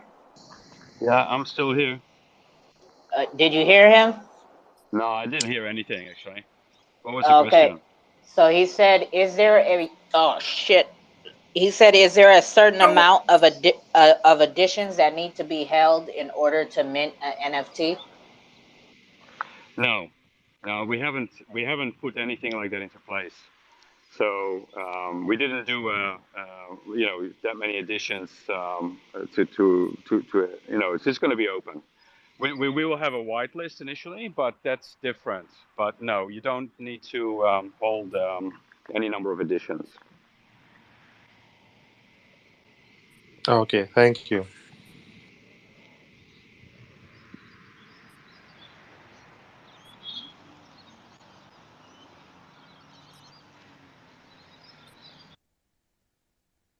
All right, perfect. And actually, so when we do buy an NFT, do we use the additions coins to buy it? What are the additions coins for? Okay, yeah, there is on NFT Master you will have the ability to purchase NFTs with editions. So you're able to do that. Not on any other, I think, other marketplaces, but on NFT Master it will be possible to use your editions to purchase.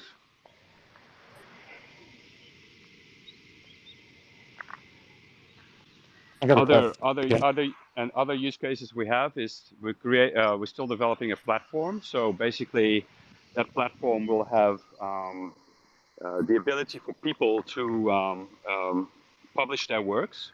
And what will happen is that the community will have the ability to vote on certain published works and earn editions in that respect, and also earn editions on reviews that they provide, kind of like a review options on different books. How that will work will still need to be determined, because obviously you don't want to have a scenario where you have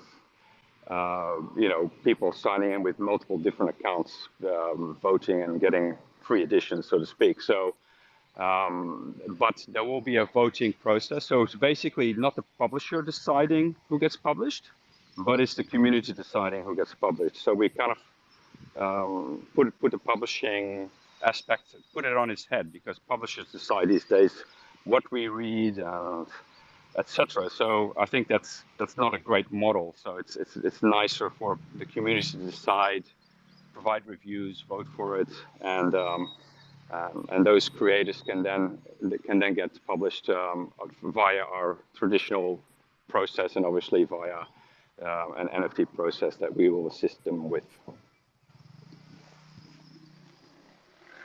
Ah, okay. I'll, go ahead, Chris. So I'm curious if I buy a book and say it's a lengthy one, what are my options for reading it? Say I want to use my Kindle or tablet, or am I stuck reading this thing on a computer? Like, is there going to be app support for any kind of reader applications to use it? Yeah, well, basically we thought about this a lot, right? So there's this thing called DRM, digital rights management, and it's a model that's not working in the current publishing world. So what happens is that your book, you can only read it on a Kindle, or you can only read it on this particular site, and other publishing, because we have some competitors on other blockchains. What they're doing is they're creating a special reader on their site. You can only read it on their site, but we're going to go for the for the perspective that we're going to just publish it in an EPUB format that can be read on any device. So we're not going to go for protectionism around the books itself. So it's kind of like freely available for everybody, but what you will have is that you will have an NFT that is a limited edition. So we're kind of, because what happens in a current world is that probably 99.99% of books people can freely download from torrent sites and the like. So it's not the model that's working. So we're kind of flipping that on its head as well. So we're not going for digital rights management, that you need a password to read it on a particular reader. We're just kind of saying, okay, it's going to be freely, because once it's on IPFS, and you have the link, anybody can download it, so to speak, and have access to it. But we're kind of looking at it from the perspective is, okay, let thousands of people read it, but the NFTs associated with it are limited. If that makes sense. Yeah, completely. And then, so one thing I've tried to do before is read books on my phone, and it's a terrible experience. Like, you need the bigger format. But I was thinking, what if somebody did publish a book that was formatted for a phone, and it was available in an X app, where the X app is able to see which books that you have the NFT for, and just kind of presents them to you, and you could read them right in there. Because every book that's out there is formatted still for paper, not for a phone screen. They work great on a tablet, but not on a phone. Yeah, there is some apps. One we're looking at, we're talking to, is one called Kotabi. It's sort of like a reader that's available, and basically you can read. They'll transfer the say the EPUB file into any readable format, even on your mobile phone. So so those readers are now available, and so all we do is we're gonna publish it through such a software site. They can even create an app out of that particular book that you have, but that's kind of limited in the view that if you have more than 3 books, then you need 3 more apps, right? So that kind of defeats the purpose as well. But there are readers now for you to be able to read your book on your mobile phone. What was the one that you mentioned? I'd like to try it out. Kotabi. So they basically have a software program, but have a look in the App Store. You should be able to do it for any device.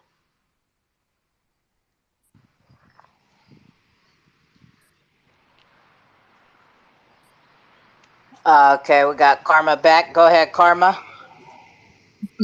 I was just thinking, I wonder if as an incentive, you could. Can't barely hear you. Is mic open? I didn't get none of that. Can you mute your mic, Edition? Yes, I can't hear.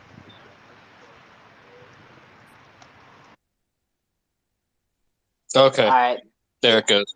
I wonder if there's there could be some incentive for folks to approve books or something where if I'm one of the, I don't know, say 1,000 people or 500 people that voted to approve publishing this book, if I get like a special edition, like an approver's edition, like a first to read edition kind of thing.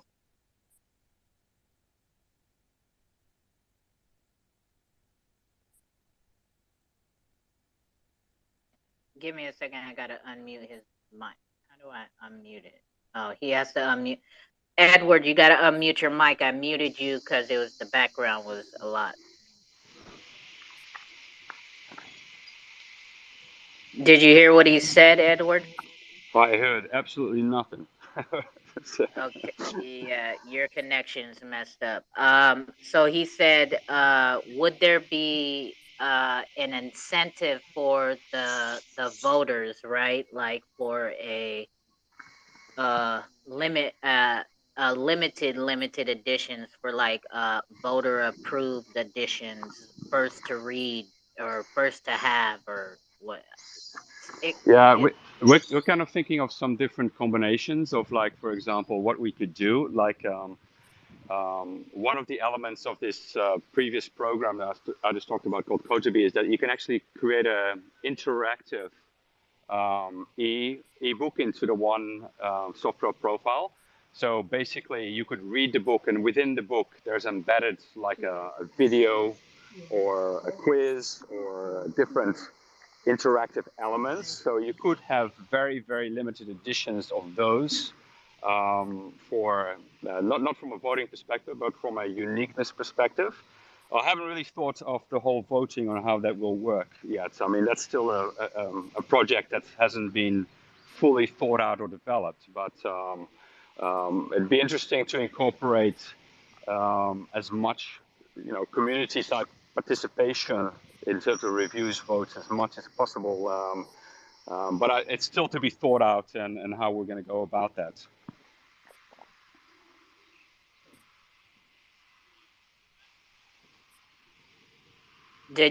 Where'd Karma go? Oh, Karma dropped. Anybody else got any more questions for Edition?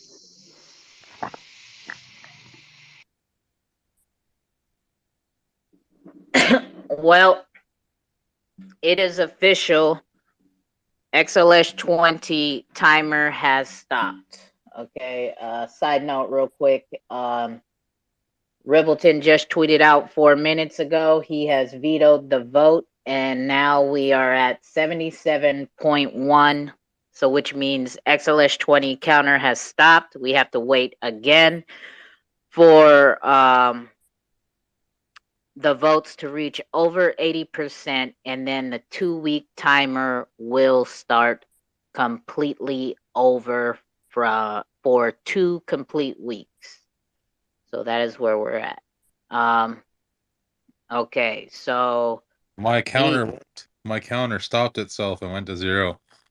yeah, I'm looking at it right now. It's went to 0. Things like that are hard to test. Yep. So it is official. We are back on the waiting game. So we heading over to H bar. Where are we going? You can get out of this room because you always want to uncover your mic with some goofy shit. But anyways, anybody else? What? Sure, you gonna buy the dip? Yeah, I'm going to Solana or something else. Some that got NFTs. Get the fuck out of here! Get the fuck out of here! Get the fuck out of here! Yeah. Wasn't all right. somebody going to do NFTs? Say it again. You were muffled at the first half of your sentence. I was saying, wasn't Crypto.com going to do NFTs? Like we can spend our CRO to get some JPEGs. Crow? I Oh, no. don't Extra know bullet. nothing about it. I don't fuck with Crypto.com. Have I entered some sort of crazy space without knowing? Yeah, these guys are tripping. So anybody else? Additions on deck? No? Edward, it seems like you're rather busy driving, grocery shopping. I don't know what you're doing. But we appreciate it. I have no more questions coming up right now. So I think a lot of these people want to keep talking about what is going on with XLS-20 and that conversation. So thank you again. I know that you are sponsoring a giveaway, but I think we're gonna hold off on that, and maybe we can alley-oop that giveaway to whenever the timer does start up again, and I will move forward with the 24-hour call right when we do hit that 24-hour mark again, and you can put the giveaway towards that, along with all the other projects that have said they were going to sponsor that the giveaways for that 24-hour call. We can move that to there. No, that sounds great, 2Cold's. Thanks for hosting.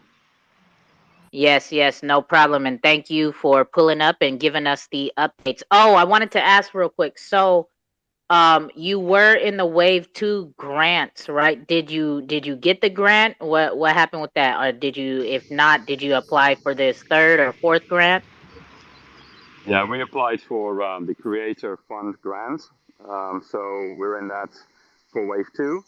I know it's a music perspective one, but I think publishing is just as unique. So hopefully we'll get something out of that. But if not, it's okay as well. But that's from a Creator Fund perspective, and yeah, see how it goes.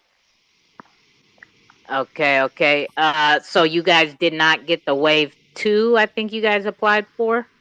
You're talking about the other one, the XRPL grant? Yeah. Yeah, Tushar did get our developer. He did get a small grant for a plugin that he did, XTP it's called. So he did get awarded that, but he did 99.999% of that work. I had very little to do with that, so I can't take any credit for that. Okay, cool. Shout out to you guys. I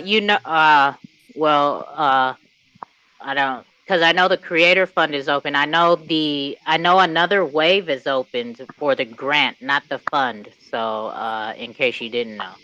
Yeah. I did look at that. So we were thinking of some kind of like a reading, earn and read kind of an idea. But I'd like to really focus more on our minimum viable product and go with that and see what happens later instead of trying to develop everything at once. Does that make sense? Yeah, no, I hear you.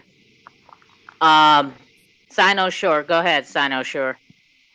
No, I just wanted to thanks Jakes for that VeChain connect. You know what? I don't even know why you request a microphone, bro. I don't even know. You be so off topic all the time. Like, stay the course, bro. Stay the course. What's going on in VeChain? You don't see that badass gorilla he got over there? Those NFTs. All right. AVAX got something as well, so I'm checking them out as we speak. All right. I just muted everybody. All right, Additions. Thank you for pulling up. I appreciate you. And I see that you're busy, so we will catch up with you later, my guy. You can hang out, of course, if you want. We're just gonna be shooting the shit. I'm gonna obviously be here playing this a lot. I think Nikki got a question too. Get the fuck out of here! because it seems like Sinosure wants to keep playing games, right? And so, but yes, I thank think you, additions. I'm talking. I hear, I see, I see. Give me a second. I'm finishing up. All right. Thanks, additions, once again. And now, go ahead, Nick. Sinosure, don't you open your mic. You won't have a mic in a second. Go ahead, Nick. You got a question? No, I don't. I was not the one talking. All right, my guys. All right, Edward, all the way down under. What? It's like morning time over there, ain't it? I think it's like 8 a.m. Yeah, or something. it is 8 a.m. Yeah, you're good. Duh! I just winged it. So it's 5. If 5 p.m. here is 8 a.m. over there. That's crazy. All right. Now let's get to the bullshit. Okay. What else, you guys? What else?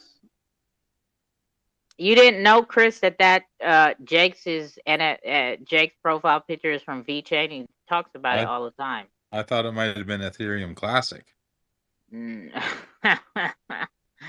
No, that's probably XXX Rated's profile picture is Ethereum Classic NFT, the one with the bandana. I'll have to ask him. Yeah.